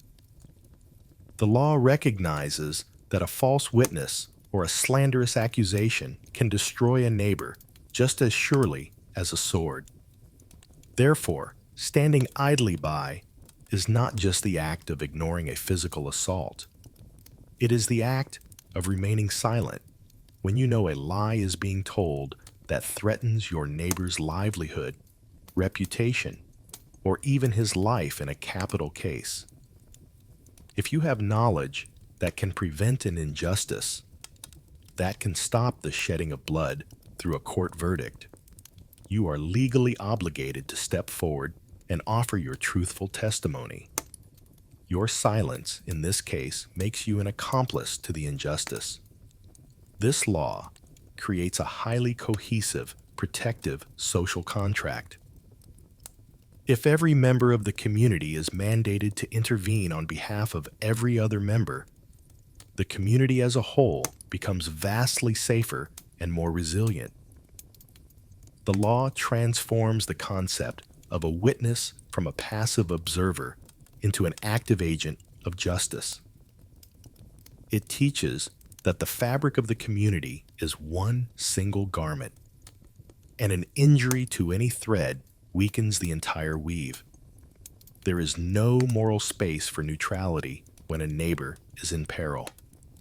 The law essentially states, a failure to act is itself an action, a moral and legal dereliction of duty.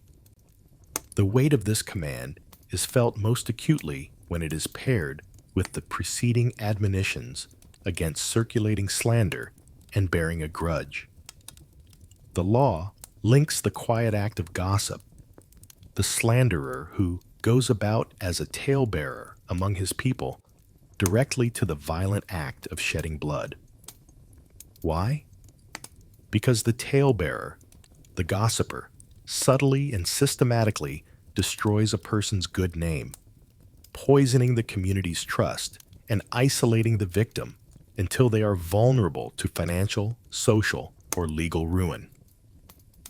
The man who refuses to testify to the truth in court, or the man who refuses to intervene when he sees a malicious rumor being spread, is morally complicit in the resulting destruction. The law demands that you hate the injustice, not the person who commits it. This mandatory intervention is a profound act of love and justice, designed to ensure that the weak are protected by the strong, and that the truthful are defended by the knowledgeable. It demands a level of civic courage that resists the powerful, inherent human temptation to simply look away, to avoid trouble, and to prioritize personal comfort over communal good. By making intervention a legal requirement, the law elevates altruism from an optional virtue to a fundamental component of citizenship. You are not considered a righteous member of the community merely because you adhere to the ritual laws. You must also demonstrate a practical, active dedication to the protection and defense of your neighbor, treating their safety and honor as being equal to your own. The ultimate goal of this law is the creation of a society built on mandatory mutual trust and responsibility, a place where people are not afraid to ask for help and not afraid to give it. Your integrity is measured not by how clean your hands are, but by how readily you use those hands to lift your neighbor out of danger. This active pursuit of justice and the commitment to truth, the willingness to speak out and testify, is the very foundation upon which a stable society must be built. This necessity of absolute honesty, first in your speech and then in your actions, must also extend to the smallest, most constant interactions of your daily life. The integrity you display in court must be mirrored in the marketplace, which leads us to the rules that govern the trade of goods. We have established that the purity of your community is secured by integrity of action and speech. Now we turn to the beating heart of your daily life, the market, the place where goods are exchanged. Wealth is calculated, and human trust is most immediately tested. The ancient laws understood that for a society to survive and thrive, its economy must be built on a foundation of absolute, unwavering honesty. If the people cannot trust the scale, they cannot trust the society itself. This principle is enshrined in the severe, powerful prohibition: you shall not have in your bag diverse weights, a large and a small, and you shall not have in your house diverse measures, a large and a small. This law against commercial fraud is arguably the most fundamental of all the civil laws, because it governs the relationship of fairness between every producer and every consumer.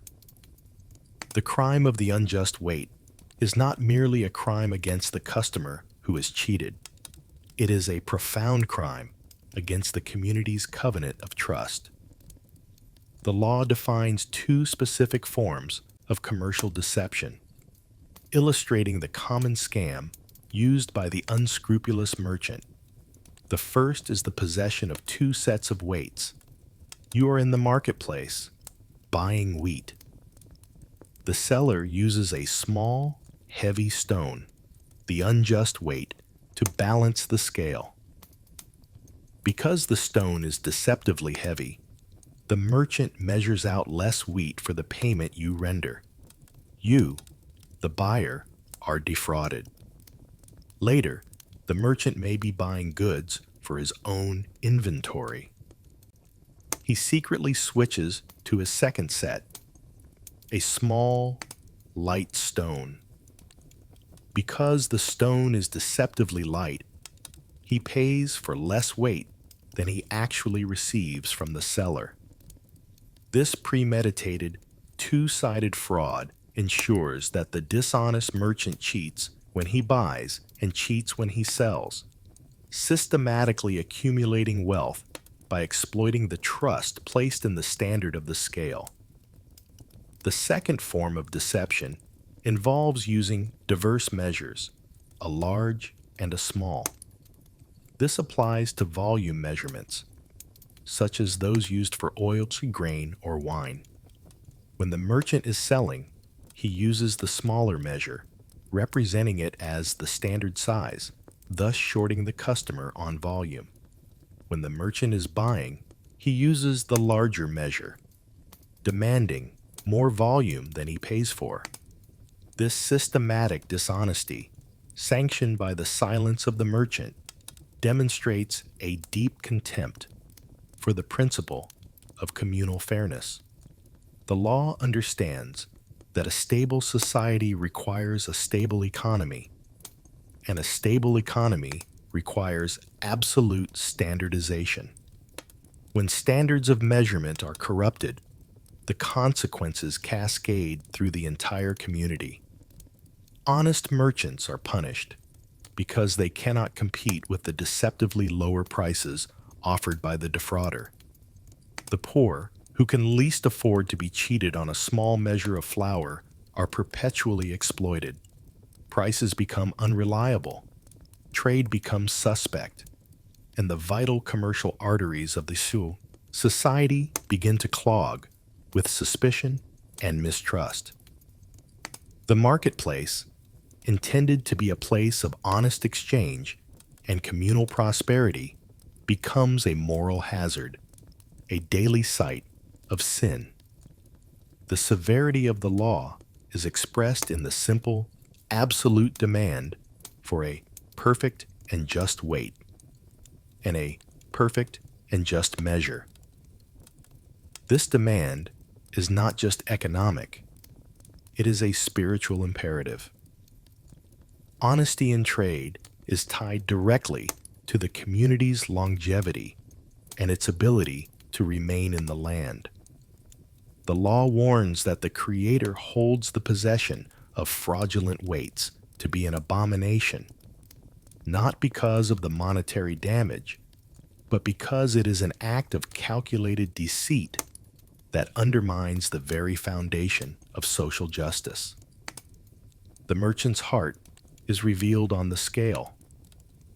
To use a false weight is to testify to a lie with a stone, a silent daily betrayal of the covenant. The law teaches that there is no separation between sacred ethics and secular commerce. The same integrity that is required of you when you speak in court is required of you when you measure grain. Your commercial dealings must be transparent, predictable, and fair, ensuring that every transaction reinforces the trust between neighbors rather than eroding it. The scales must speak the truth, reflecting the divine standard of justice, which is singular and unbending. Your adherence to the perfect weight is a daily demonstration of your commitment to order, truth, and the health of the entire economic body. Having established the absolute necessity of honesty in the village market, we shift our attention back to the fields, where commercial concerns meet ethical mandates in the most sensitive agricultural practices. Specifically, the surprisingly detailed and compassionate rules that govern how you harvest the final produce from the vine and the tree. You have learned that the law is comprehensive, governing your social life, your commerce, and your personal hygiene. Now, we turn to one of the most unexpected and strangely compassionate rules in the entire legal code, a commandment that governs your interaction with the natural world, and specifically with the small, fragile lives of wild creatures. This is the law of the bird's nest. If you happen to come upon a bird's nest along the way, in any tree or on the ground, with young ones or eggs, and the mother is sitting upon the young or upon the eggs, you shall not take the mother with the young.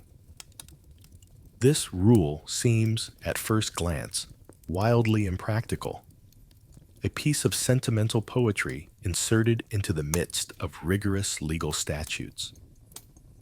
Why such meticulous attention paid to a common bird's nest, when the laws governing the life of a human slave or the punishment for theft are so severe?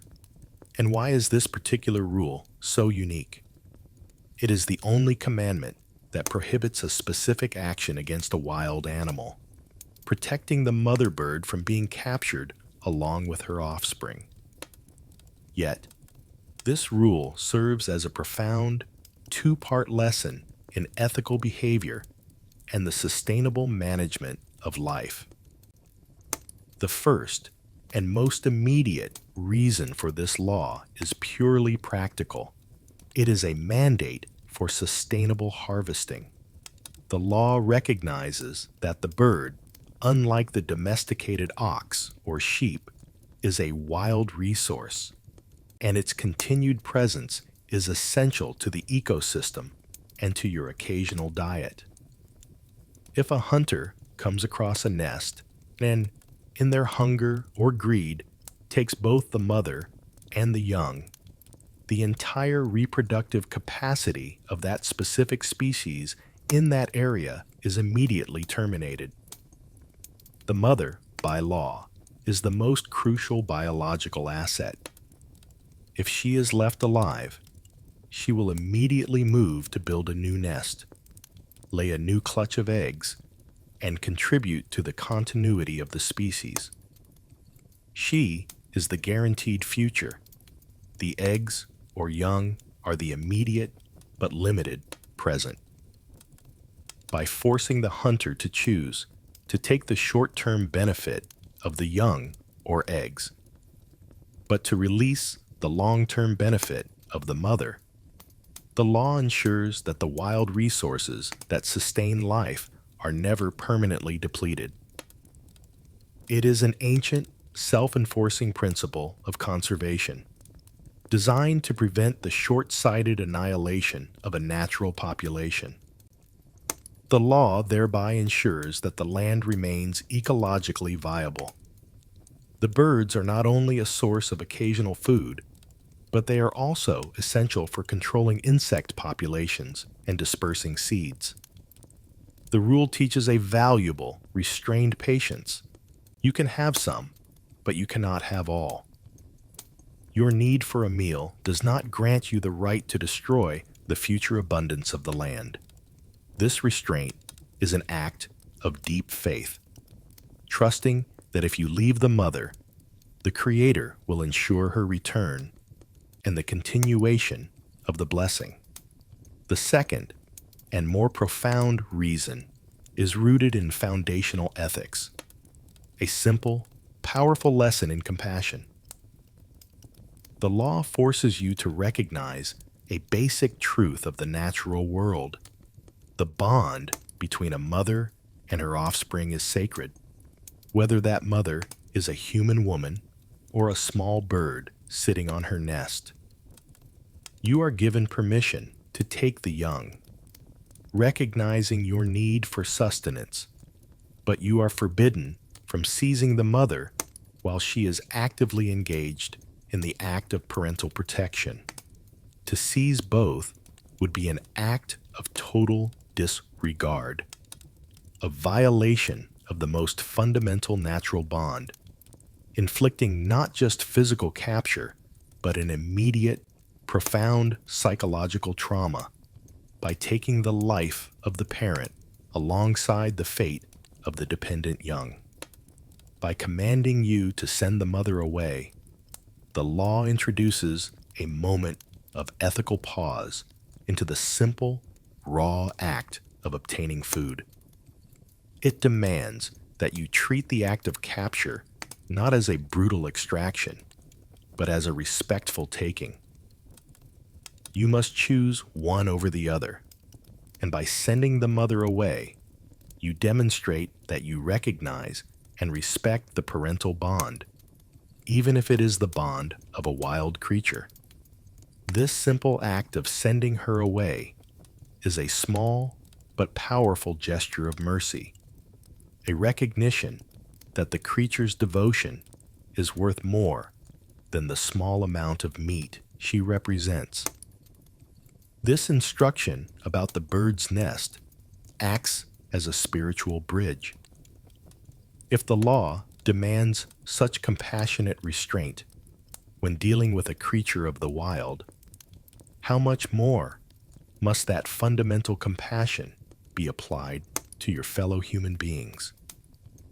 If you must respect the physical and emotional integrity of a bird in a tree, then you must certainly respect the physical and economic integrity of the human being who stands beside you. The rule serves as a primer in empathy, cultivating a habit of consideration that transcends the self and extends to the entire created order. The ultimate purpose of this small, strange commandment is to cultivate in you the trait of rachamim, a deep-seated mercy that translates into a long and prosperous life in the land. From the ethical pause required at the bird's nest, we must now turn this cultivated compassion directly to the most vulnerable member of your economic life, the laborer who works for your daily gain. Having learned that compassion must extend even to the wild mother bird, we must now apply that same principle of protective care to the person whose livelihood is in your hands. The hired laborer, the poor and needy man who has come to work for your field or vineyard for a single day. This is where the law of justice moves from abstract principle to immediate, absolute necessity. The commandment is uncompromising and set to the ticking clock of the desert day. You shall not oppress a hired servant who is poor and needy. You shall give him his wage in the same day before the sun sets. In the context of your ancient agrarian society, this rule against worker exploitation was a matter of life and death, and its enforcement was absolute. To understand its severity, you must understand the economic reality of the hired hand. This worker, often a landless man, a stranger, or a struggling neighbor, was not engaged in a salaried contract with long-term savings or access to credit. He was living entirely hand-to-mouth. The single day's labor represented the entirety of his economic existence. That day's wage was not money to be saved. It was the food for his family's immediate consumption. It was the grain he would buy from the market that evening, the oil for his lamp, and the water he needed to fetch before the city gates closed. Delaying his payment until the next morning was not merely a financial inconvenience. It was a crisis. It meant his children might go to bed hungry. It meant he would be forced to beg for a loan before the sun rose again, or, worse, that his entire meager household structure would begin to break down under the weight of immediate need. The wage was, quite literally, the lifeblood of his family, and to withhold it for even one night was tantamount to stealing his sustenance. The law sets the deadline precisely at the moment of the sun setting, creating a clear, non-negotiable boundary. The farmer who hires the laborer has the means, the wealth, and the stability to easily write a note, push the payment to the morning, or simply forget. But the law intervenes to protect the powerless from the casual indifference of the powerful. It is a powerful recognition that the rich man's delay is the poor man's starvation. The statute places the full moral and legal weight on the employer, demanding an immediacy of transaction that eliminates any chance for opportunistic exploitation. Furthermore, the rule served as a legal and moral prophylactic against a deeper form of oppression. If the employer were allowed to hold the wage overnight, they would gain an undue leverage over the laborer.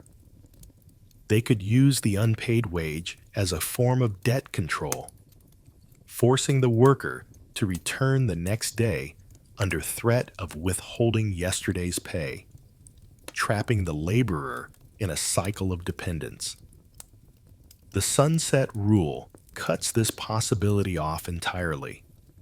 When the sun goes down, the transaction must be complete, the debt settled, and the yield. Laborer must be free to move on to the next day's work or to return to his family, his dignity and his freedom intact. The law's language underscores the urgency, framing the poor man's expectation of payment as an act of trust in the divine. He sets his heart on it. The wage is a matter of profound hope and necessity. To disappoint that hope, to dash that necessity, is to commit a sin of deep spiritual negligence. The law warns that if you fail to pay the wage, the laborer will cry out against you to the Creator, and it will be sin for you. This is one of the few civil statutes that invokes the direct, immediate intervention of the divine on behalf of a wronged individual. The laborer does not need to hire a lawyer or go before a judge. The law suggests that his cry of distress to the heavens is sufficient to bring judgment upon the oppressor. This ultimate spiritual accountability acts as the final, absolute guarantor of the poor man's right to his daily earning. The lesson of the sunset rule is that true wealth is not measured by the size of your granary, but by the integrity of your heart. It commands a justice that is swift, visible, and deeply empathetic. The act of paying the poor man at sundown is not just an economic exchange. It is a ritualized acknowledgement that you, the employer, are merely the steward of the wealth, and that a portion of that wealth must flow immediately to sustain the lives dependent upon it. It enshrines the principle that human needs transcend commercial convenience. The law ensures that the market, which is founded on trust, does not become a place of silent, systematic destruction of the vulnerable. The daily need for immediate payment highlights the precarious, hand-to-mouth existence of many in the community. While the sunset rule provides immediate relief, the law also recognized that sometimes debts and economic disparity become so overwhelming that the entire social structure becomes unbalanced. This leads us to the larger, audacious economic law designed to provide a comprehensive reset for the entire playing field, a law of rest that applies not just to the day, but to the land itself, the Sabbath for the field. The severity of the sunset rule for the hired laborer demonstrated the law's absolute concern for immediate daily sustenance and social justice.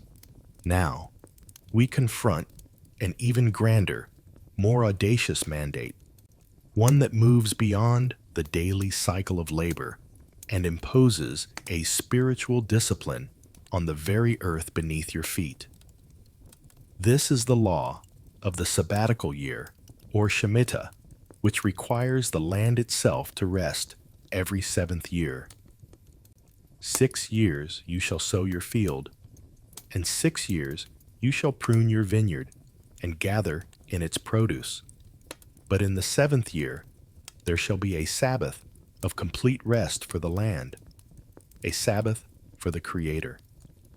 You shall neither sow your field nor prune your vineyard. To an agricultural community, this, at first glance, appears economically suicidal. How could a society whose entire survival depended on the harvest voluntarily surrender 1/7 of its productive capacity? To tell a farmer to walk away from his fields for a full year seems to be an act of economic ruin, a test of faith so severe it borders on madness.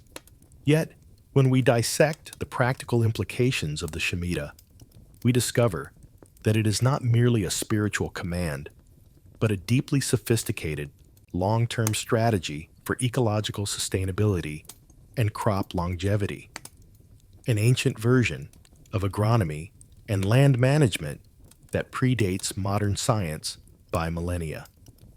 The immediate, practical reason for the fallow year is soil health. When you force a field to yield grain year after year, the essential nutrients, particularly nitrogen, are steadily depleted. The soil becomes exhausted, compacted, and vulnerable to erosion and disease. The successive harvests draw down the reserves necessary for future abundance, creating an inevitable decline in yield. By compelling the farmer to allow the land to lie completely fallow, to neither sow nor prune, the law initiates a natural, regenerative process. The exposed earth, covered only by natural weeds and wild growth, is given the opportunity to breathe. During the fallow year, nature performs its own crucial labor. Wild legumes and grasses, which the farmer is forbidden to harvest, sprout, and when they decay, naturally return vital nitrogen and organic matter to the soil. The roots of these wild plants break up the hardened earth, improving soil aeration and drainage. The natural decomposition of the unharvested biomass enriches the topsoil, acting as a massive natural fertilizer program. The rest year is thus not a year of loss, but a year of investment. The reduced yield in the 7th year is offset by the guaranteed vigor and increased productivity of the subsequent 6 years. The Shemitah is therefore a mandate for sustainable farming, ensuring that the inheritance of the land remains fertile and viable for future generations, preventing the short-term greed of one generation from permanently exhausting the earth. Beyond the physical health of the soil, the sabbatical year provided an essential social safety net. The wild produce that grew naturally during the 7th year was explicitly declared ownerless. Whatever grows of its own accord in your harvest, you shall not harvest, nor gather the grapes of your untended vine. It shall be for food for you, your male and female slaves, your hired hand, and the sojourner who dwells with you, and for your livestock, and for the wild beasts that are in your land, to eat all its produce.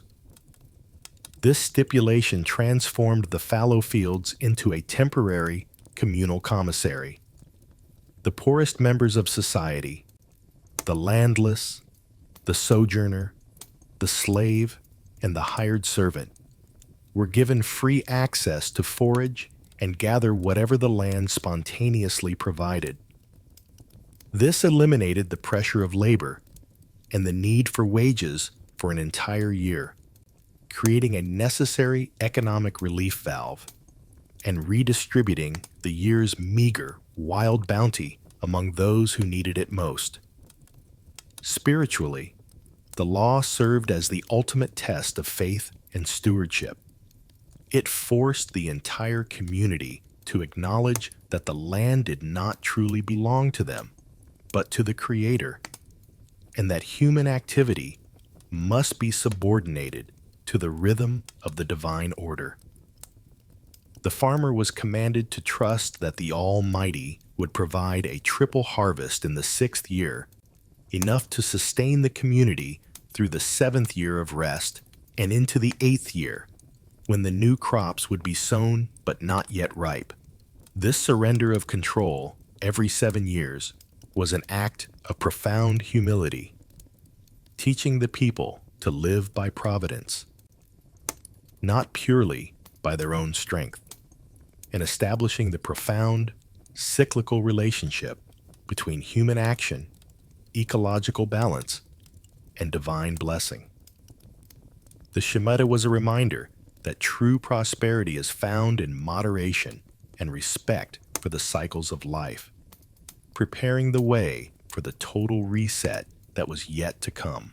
The sabbatical year, with its mandate of ecological rest and social safety net, was a powerful mechanism for preventing the slow degradation of the earth and the immediate impoverishment of the laborer. But the law recognized that even with these periodic corrections, the inevitable forces of commerce, bad luck, and disease would eventually lead to gross and permanent economic disparity. A man might suffer a terrible harvest, fall into irreversible debt, and be forced to sell not only his labor, but his ancestral land, creating a permanent, landless class. To prevent this ultimate form of social breakdown, the law introduced its most radical, revolutionary instrument, the Jubilee year. The Jubilee, occurring every 50th year, was the capstone of the economic code. It was heralded by the blast of the shofar, a trumpet call of liberation, on the Day of Atonement. Then you shall cause the trumpet of the Jubilee to sound on the 10th day of the 7th month. On the Day of Atonement, you shall make the trumpet to sound throughout all your land, and you shall consecrate the 50th year and proclaim liberty throughout all the land to all its inhabitants. It shall be a jubilee for you, and each of you shall return to his possession, and each of you shall return to his family. The command was twofold and absolute. First, all debts were canceled, and second, all ancestral lands that had been sold since the last Jubilee were to be returned to their original families. The practical reason for this total reset was nothing less than the maintenance of tribal and national cohesion. The foundational promise of the land was that it was distributed equally among the 12 tribes according to family inheritance. Over time, through necessity, crisis, and bad fortune, this distribution would become wildly uneven. If the law allowed the permanent alienation of the land, if a few families could perpetually accumulate all the deeds, it would inevitably create a hereditary underclass of landless poor and a hereditary aristocracy of landowners. This would destroy the fundamental equality of citizenship and lead to social stratification, tension, and eventual civic collapse. The Jubilee was the firewall against the permanent creation of a rigid social structure. It ensured that no bad luck or financial mistake could consign a family and all its descendants to perpetual poverty. Every 50 years, the system was wiped clean, guaranteeing that every Israelite family had the chance to start over, returning to their patrimony and their economic footing. The trumpet blast was a declaration of radical social mobility, forcing the powerful to relinquish their holdings and ensuring that the poor regained the status and stability that land ownership provided. This profound economic principle was even enshrined in the rules of real estate transaction. The law stipulated that when buying land, you were not buying the land permanently, but merely the remaining years of usufruct, the right to its harvest. Until the next Jubilee, the price of the land was calculated precisely based on the number of harvests left until the trumpet sounded. If the Jubilee was 40 years away, the price was high. If it was only 2 years away, the price was low. The land, the law declared, could not be sold in perpetuity. For the land is mine, for you are strangers and sojourners with me. This theological declaration made the entire nation tenant farmers under the ultimate divine landlord, ensuring that human greed could never claim absolute, final ownership. The Jubilee year, therefore, enforced three critical, practical realities. It maintained the integrity of the tribal inheritance, preventing the dissolution of family identity into generalized poverty. It served as a compulsory economic safety valve, preventing the concentration of wealth and power. And most importantly, it continually reminded the people that freedom and equality were not abstract ideals, but concrete, cyclical actions. It was a year of liberation for the indebted man, a year of restoration for the family, and a year of humbling for the wealthy. It provided the ultimate expression of the compassion we have seen applied to the bird's nest and the hired hand. By resetting the entire playing field, the law protected the social fabric from the slow, corrosive forces of debt and hereditary landlessness. Having completed our exploration of these vast economic laws, our attention must now turn from the cycles of the land to the rules governing the innermost physical and spiritual life of the community. The laws concerning what is permitted for consumption and how it must be prepared. Having explored the grand, sweeping economic cycles of the sabbatical and jubilee years, we now turn our attention to the intricate, micro-level laws that governed the very act of eating. Specifically, the prohibition on consuming blood. This is perhaps one of the most consistent and emphatic commands in the entire legal code, that the life of the animal resides in its blood, and that this blood must be completely drained and poured out onto the earth before the meat is prepared for consumption. I will set my face against the person that eats blood and will cut him off from among his people. For the life of the flesh is in the blood. Therefore, I said to the people of Israel, no person among you shall eat blood, neither shall any stranger who sojourns among you eat blood. This command, though fundamentally ritual and spiritual, the blood is reserved for the altar, as it represents the life essence offered back to the Creator, also carries a critical, practical function rooted in ancient food safety and hygiene. In a world without modern refrigeration, the proper preparation of meat was not just a matter of taste, it was a matter of survival. The most immediate practical reason for the absolute prohibition and the mandated draining procedure is to prevent the rapid accumulation of bacteria and to ensure the overall health of the meat. Blood is a nutrient-rich medium, highly susceptible to microbial growth. When an animal is slaughtered, if the blood is allowed to pool, and remain within the muscle tissue. It acts as an ideal incubator for putrefactive bacteria, dramatically speeding up the decay process. By demanding a swift, total draining of the blood immediately upon slaughter, the law ensures that the muscle tissue, the actual meat, is far cleaner and will remain viable for consumption much longer in the hot, arid climate of the ancient Near East. The act of pouring the blood out onto the earth is a ritualized disposal system that prevents contamination and ensures sanitary practice. Furthermore, the command to drain the blood serves as a vital diagnostic tool. The state of an animal's health is often immediately apparent in the quality and flow of its blood. If the animal suffered from a systemic bacterial or viral infection, or if it carried parasites, these conditions would often manifest in a discolored, coagulated, or abnormal flow of blood. A skilled butcher, following the strict requirements of the law, would immediately notice any deviance from the healthy, free-flowing crimson of a clean animal.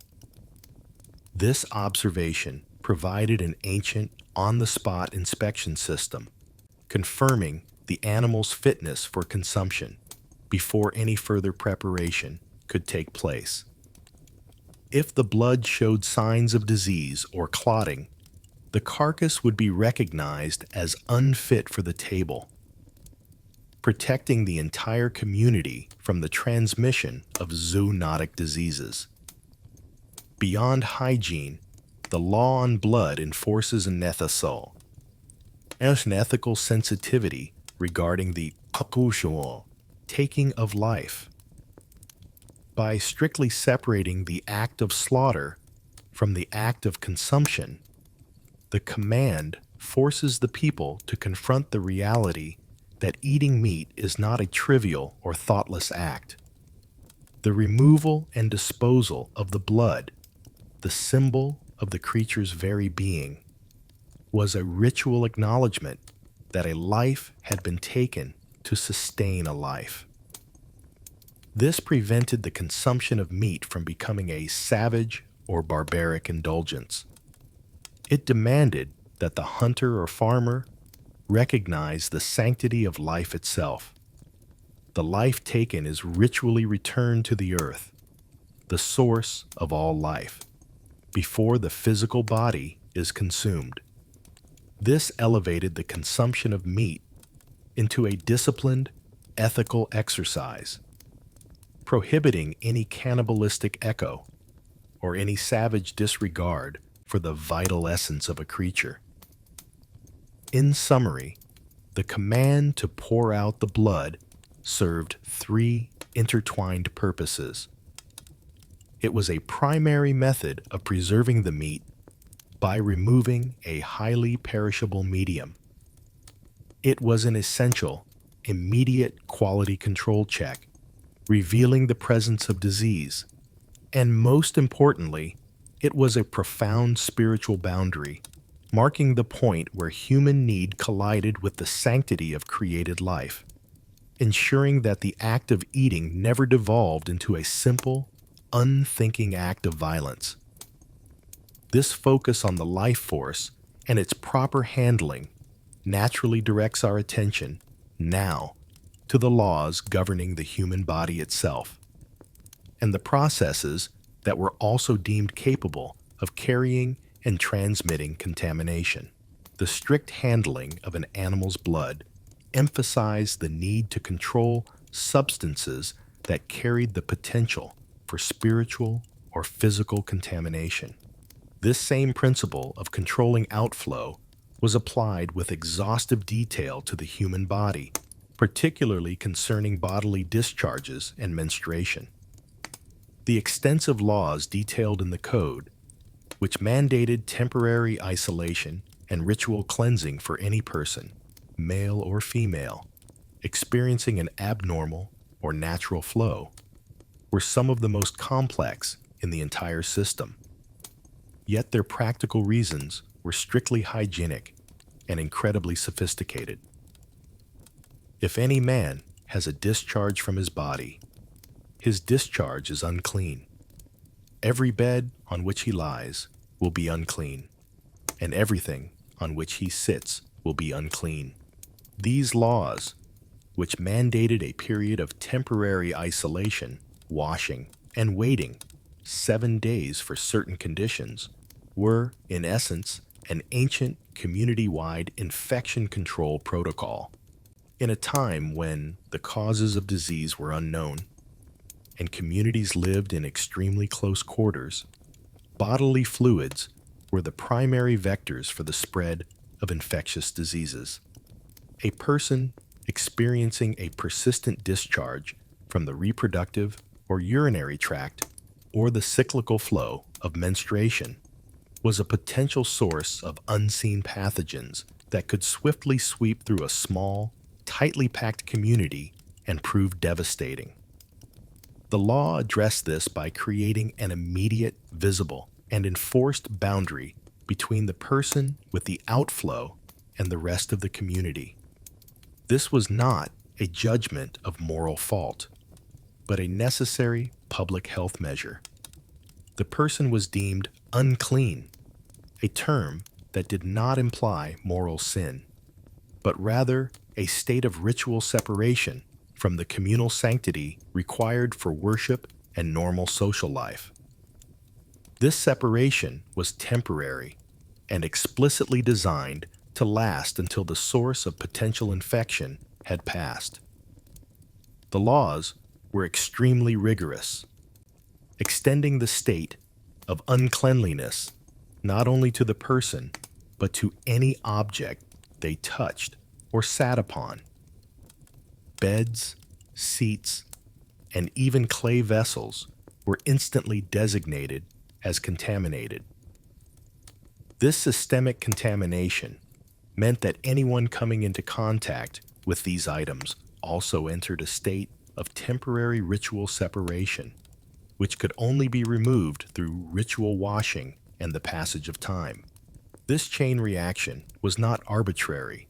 It served as a powerful incentive for the entire community to maintain distance and ensure that the person experiencing the discharge remained separated for the required period.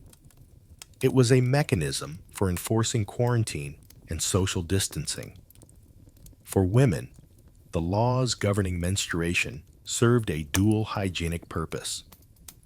Beyond the obvious infection control, the mandated 7-day separation and ritual bathing enforced a period of necessary rest and recovery during a cyclical bodily process.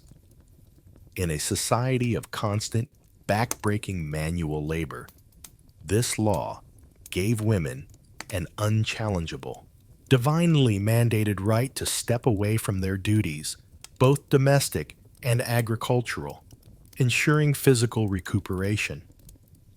The solution to the contamination was always the same: water and time. Immersion in running water, a mikveh, was the required ritual end to the separation, signifying a return to the clean state. This emphasis on washing, combined with the waiting period until the body's natural healing processes had concluded, were the most effective public health measures available.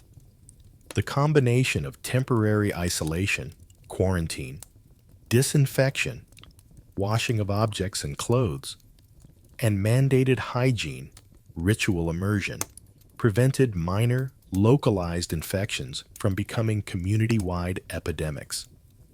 The purpose, therefore, was not to create an atmosphere of shame, but an atmosphere of protective care. By making these conditions public and mandatory, the laws removed the stigma and replaced it with a legal framework for health management. Every member of the community was given the power to protect themselves by knowing and following the rules of separation. The isolation of the outflow established the foundational principle that public health and spiritual order are inseparable, guiding us now to the most feared and misunderstood of ancient afflictions, the severe, contagious skin ailments that demanded the most extreme form of isolation. Quarantine. After establishing the rules for temporary separation due to bodily fluids, the legal code moves to the most terrifying and destructive form of contamination in the ancient world: persistent, spreading skin affliction. This ailment, known as zara'at, is universally and inaccurately translated as leprosy. Modern medical consensus recognizes that the biblical condition described was not Hansen's disease, the specific malady we call leprosy today, but rather a broader, severe category of dermatological conditions, including various forms of psoriasis, vitiligo, severe fungal infections, or specific types of virulent skin cancers, as well as problems afflicting hair and scalp. The common element was not a single disease, but a set of visual symptoms: a bright spot, a swelling, a change in hair color that signaled a profound level of contamination, and a severe, potentially communicable threat to the community. Because the ailment represented a crisis that transcended individual health, it threatened the ritual and physical sanctity of the entire camp. Its management was entrusted not to a medical practitioner, but to the priesthood. The priest was, in effect, the ancient public health official, the agent of the Center for Disease Control. His role was not to heal. He performed no medical treatment. His sole and critical function was diagnosis, classification, and the rigorous enforcement of quarantine. This assignment was a profound practical stroke of genius, separating the compassion of the physician from the necessary severity of the public health enforcer, ensuring that community safety always took precedence. The inspection process outlined in the code is remarkably detailed and relies entirely on objective, observable criteria. When an individual noticed a suspicious spot on their skin, they were immediately brought to the priest. The priest would examine the affliction, looking for specific indicators: whether the hair in the affected spot had turned white or yellow, whether the appearance of the mark was deeper than the surrounding skin, and most importantly, whether the affliction was spreading. The initial diagnosis was often inconclusive, which introduced the central mechanism of control: the mandatory, rigorous quarantine. If the symptoms were not immediately clear, if the spot was not deep, and the hair had not changed color, the priest commanded the person to be shut up outside the camp for 7 days. This waiting period was a calculated public health measure. If the condition was transient, harmless, or easily resolved, the 7 days of isolation prevented any potential spread while the body naturally healed. Upon the 7th day, the priest returned and re-inspected the quarantined person. If the affliction had not spread, the person was merely commanded to wash their clothes and was released, though in some ambiguous cases, they might be quarantined for a second 7-day period. However, if the priest observed that the affliction had demonstrably spread across the skin during the quarantine period, the diagnosis was final and devastating. The person was declared unclean. This declaration triggered the most severe response in the social code: mandatory, indefinite isolation outside the boundaries of the main camp or city. The individual was commanded to live apart and to actively warn others of their state. They were required to tear their clothes and let their hair hang loose. creating a physical sign of distress, and whenever someone approached, they were required to cry out, "Unclean! Unclean!" The practical logic behind this brutal separation was unassailable. In an age without effective antibiotics or germ theory, the only defense against a virulent, spreading skin contagion was complete avoidance. The required isolation of the afflicted ensured the survival of the majority. The command to tear the clothes and cry out served as a universally understood, non-verbal warning system, ensuring that no one inadvertently came into contact with a contamination source. The priest, in his white linen garments, acted as the impartial judge of this system, holding the life of the community above the comfort of the individual. His power was derived solely from the law, ensuring that the necessary rigor of the quarantine was never undermined by pity or personal relationship, making the priesthood the vital first line of defense in the ancient world's struggle against epidemic disease. The principles of health and contamination were so pervasive in the legal code that they extended beyond the human body, encompassing the very dwelling a person inhabited. The phenomenon, known as tsarara'at of the house, describes a peculiar affliction where the physical structure itself, the stone, plaster, and timber, appeared to be afflicted by a spreading, discolored plague. We understand this today not as a metaphysical curse, but as a severe, deep-seated infestation of toxic mold or aggressive mildew. Given the close living quarters, poor ventilation, and the construction materials typical of the ancient Near East, the presence of certain black molds, which release spores that cause serious respiratory illness, neurological damage, and systemic sickness, was a tangible threat to the inhabitants. The law concerning the afflicted house, detailed in Leviticus, is a remarkable protocol for toxic mold remediation, demonstrating a profound, almost modern, understanding of spore infiltration and material contamination. When a homeowner suspected the presence of this plague, seeing greenish or reddish spots that appeared to be etched into the stone or plaster, they were required to call the priest. This reaffirmed the priest's role as the community's public health officer. The priest's first action was not the immediate declaration of contamination, but a protective measure. The house had to be completely emptied before the priest entered.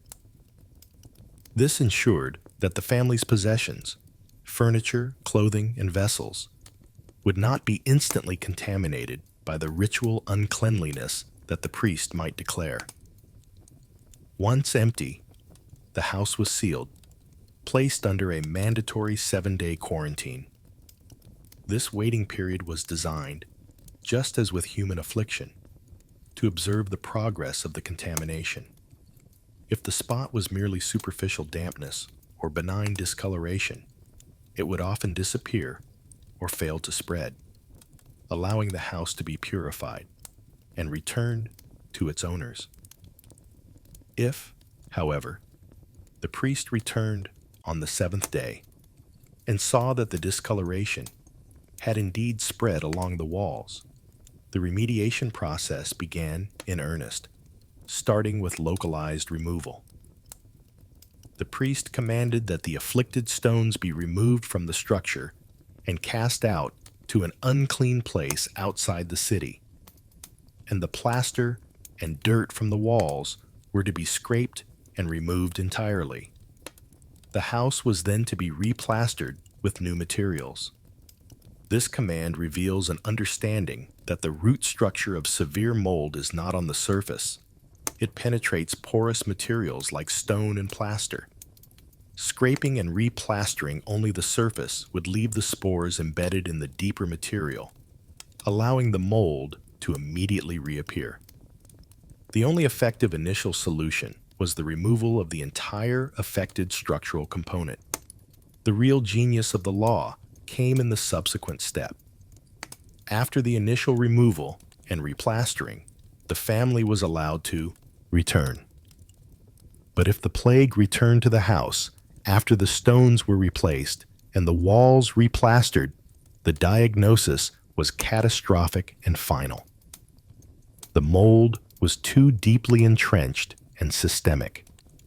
The law commanded complete, non-negotiable demolition. Then he shall break down the house, its stones, its timbers, and all the plaster of the house, and he shall carry them outside the city to an unclean place. This radical response, the destruction of valuable property, underscores the seriousness of the health threat. It is the only truly effective, modern protocol for dealing with a severe infestation of toxic black mold that has penetrated the foundational elements of a structure.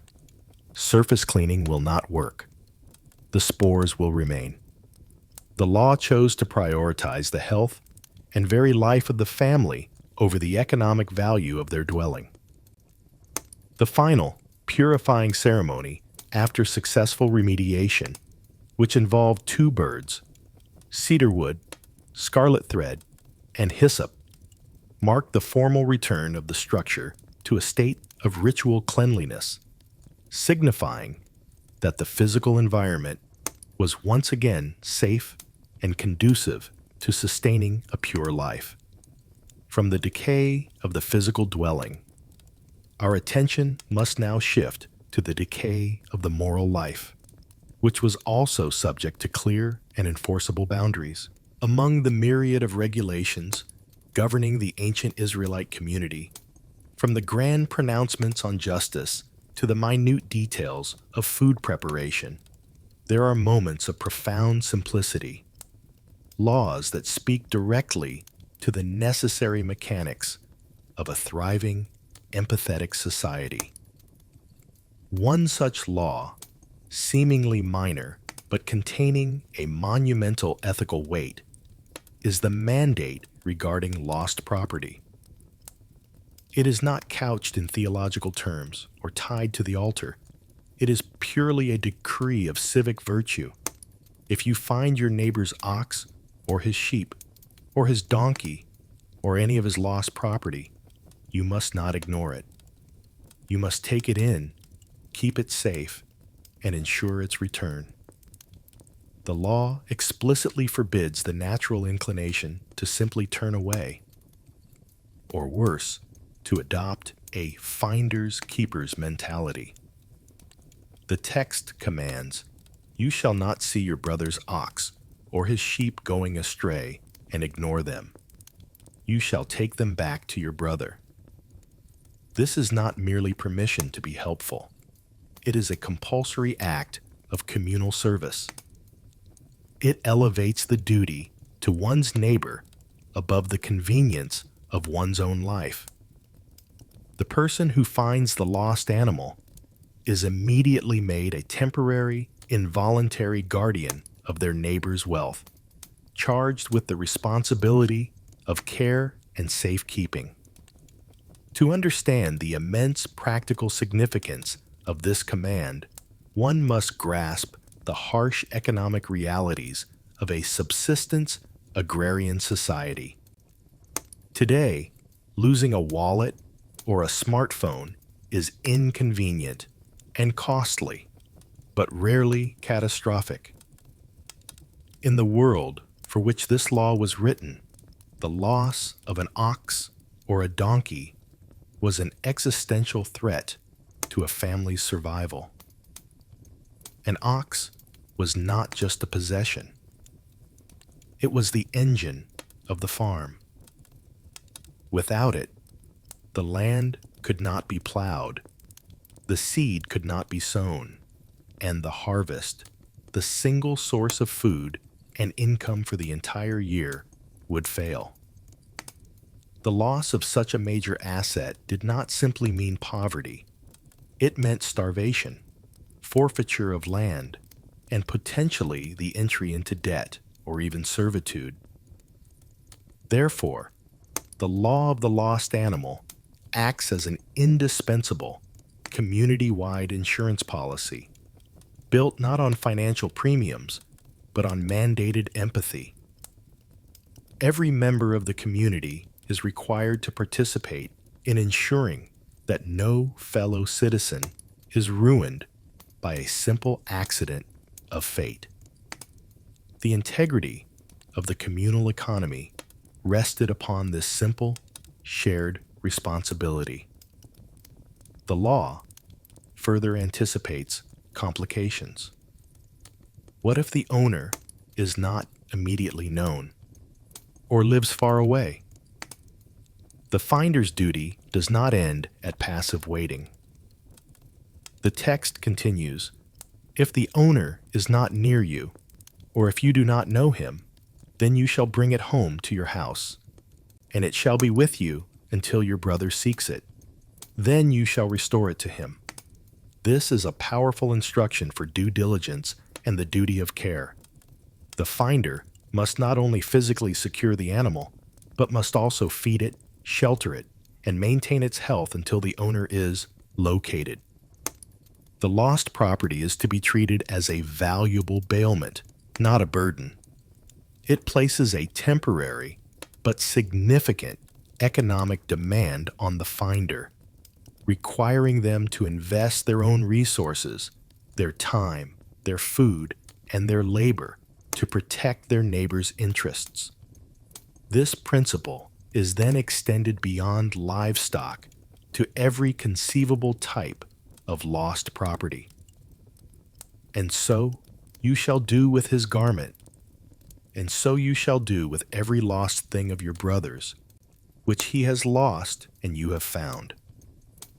This generalization ensures that the principle is universal.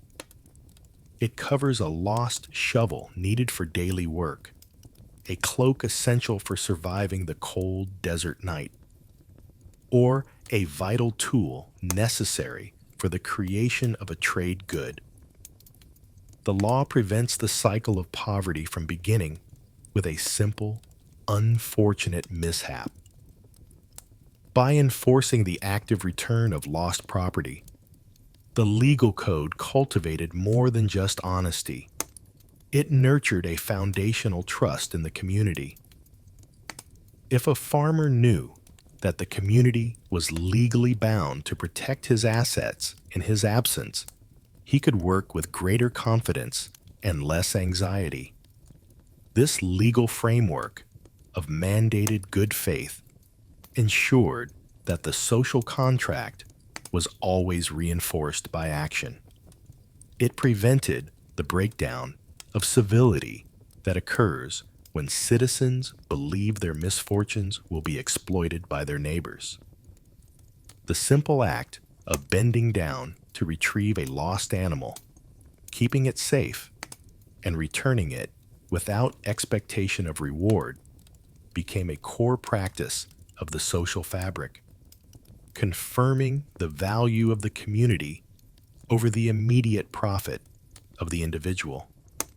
This foundation of economic brotherhood, established through the preservation of property, naturally leads to the even more critical laws governing its transfer, specifically the rules on lending money and the prohibition against profiting from a neighbor's distress. The principles of neighborly responsibility established in the laws concerning lost property find their most crucial and impactful expression in the realm of finance. Specifically, the prohibition against charging interest or usury to a fellow Israelite. This law is stated plainly and forcefully. "If you lend money to any of my people who is poor among you, you shall not be to him as a creditor, nor shall you lay on him interest."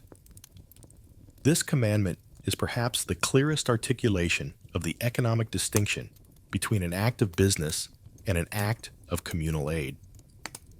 In the ancient world, and particularly within this communal context, loans were fundamentally different from modern investment or commercial lending. A loan to a brother was rarely for starting a lucrative new venture.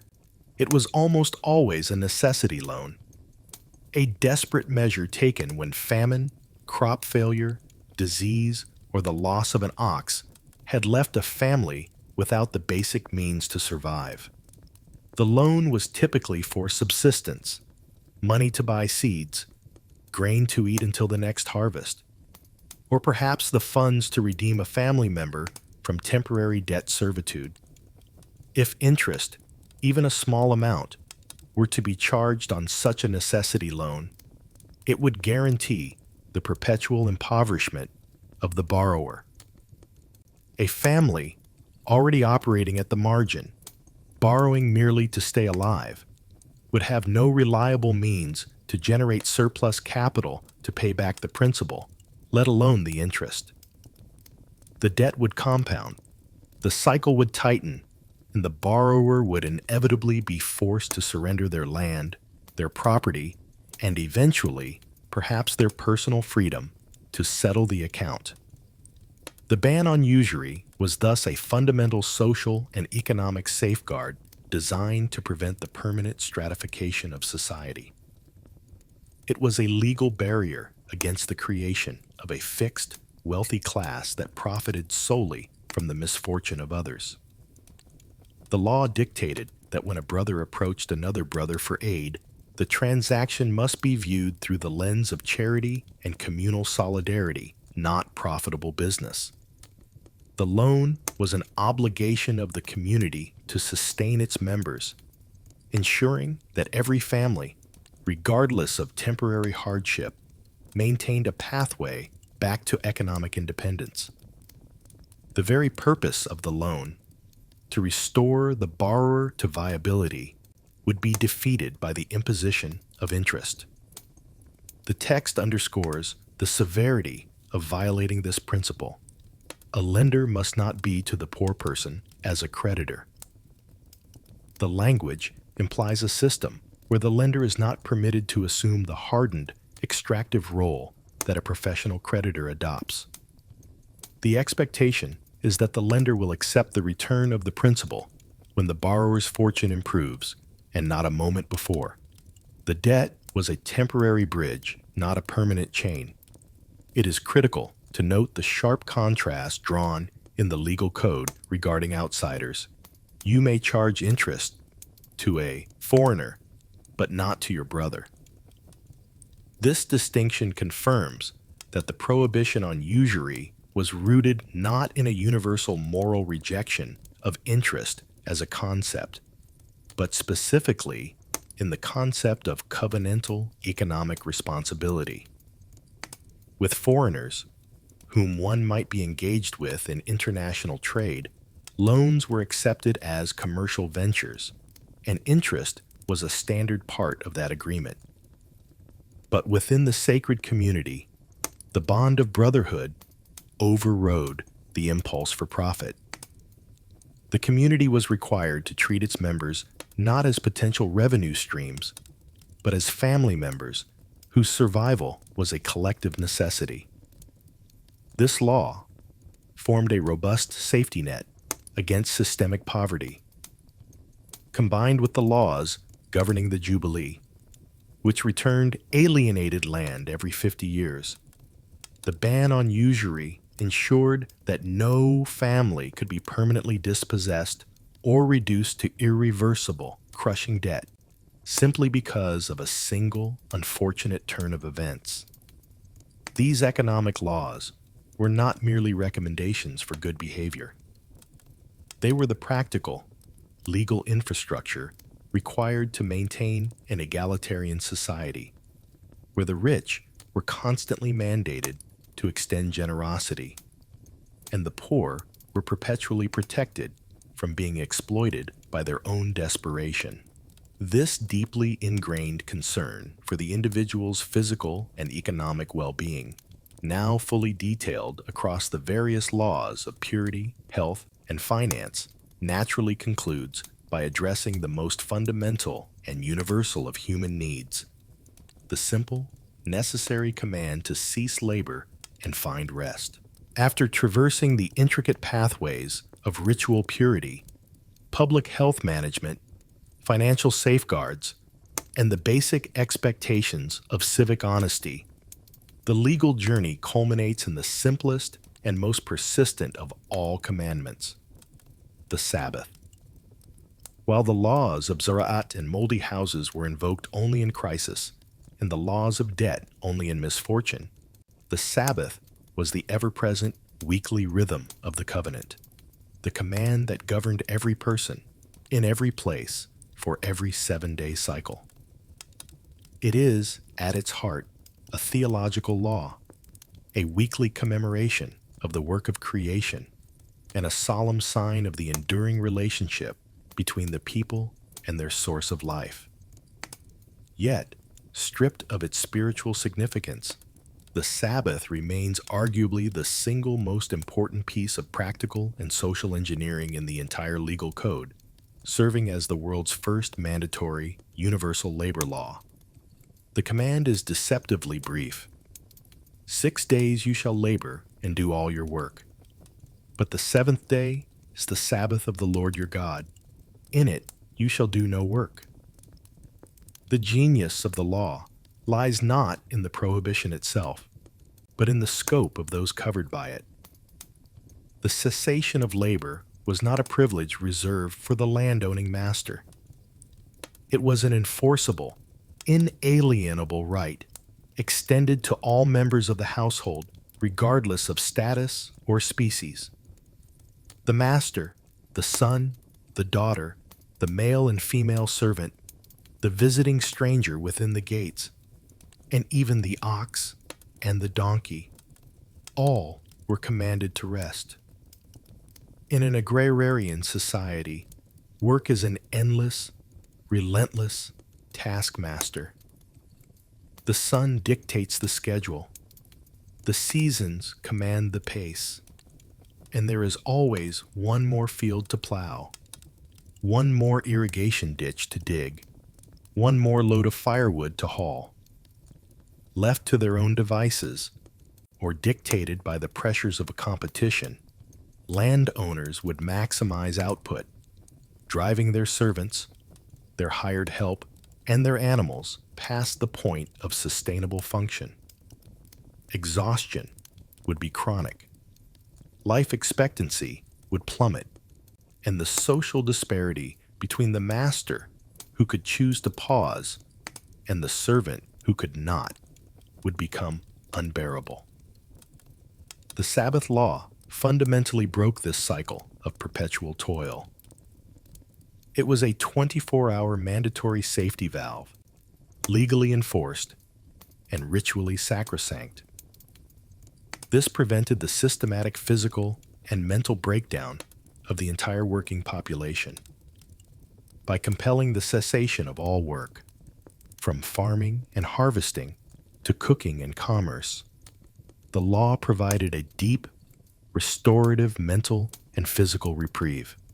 For the servant or the slave, this meant one full day of dignity, a legally guaranteed escape from servitude where the master had no power to command labor.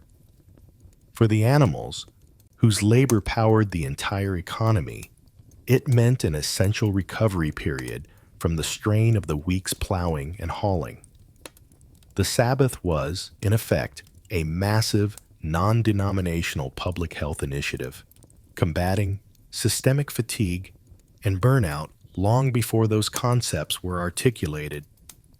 The inclusion of the stranger within your gates is another remarkable detail of this practicality.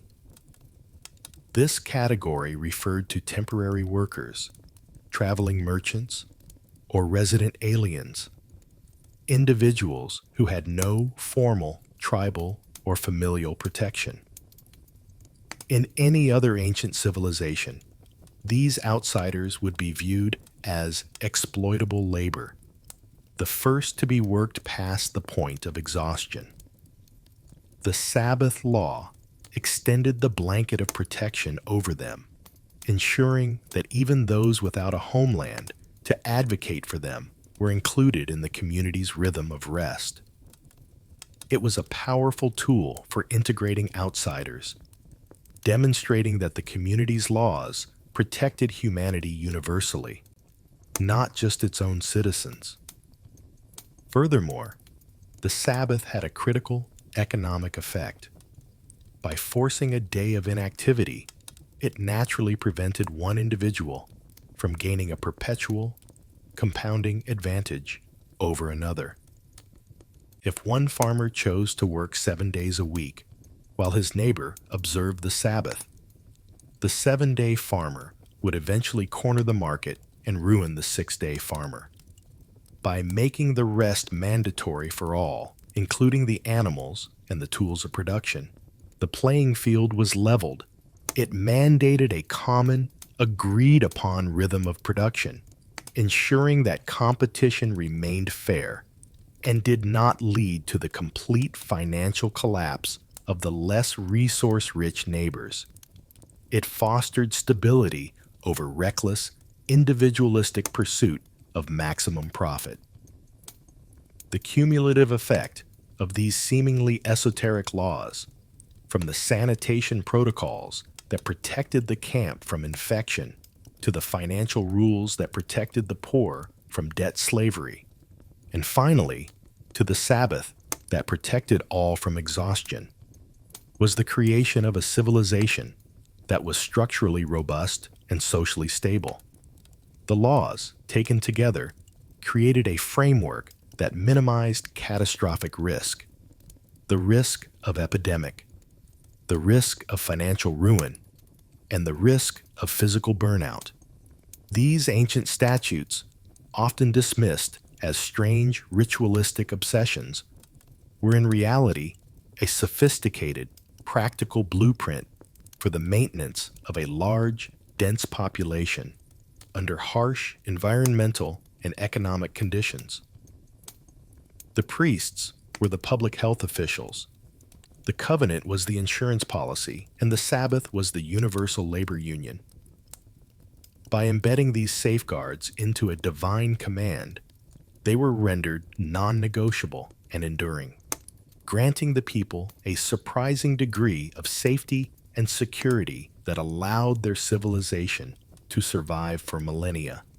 This complex, protective structure, built on the foundations of mutual responsibility and mandated rest, delivered a social system where every person, regardless of their starting point, was given a mandatory opportunity to stop, breathe, and recover, preparing them for the week to come.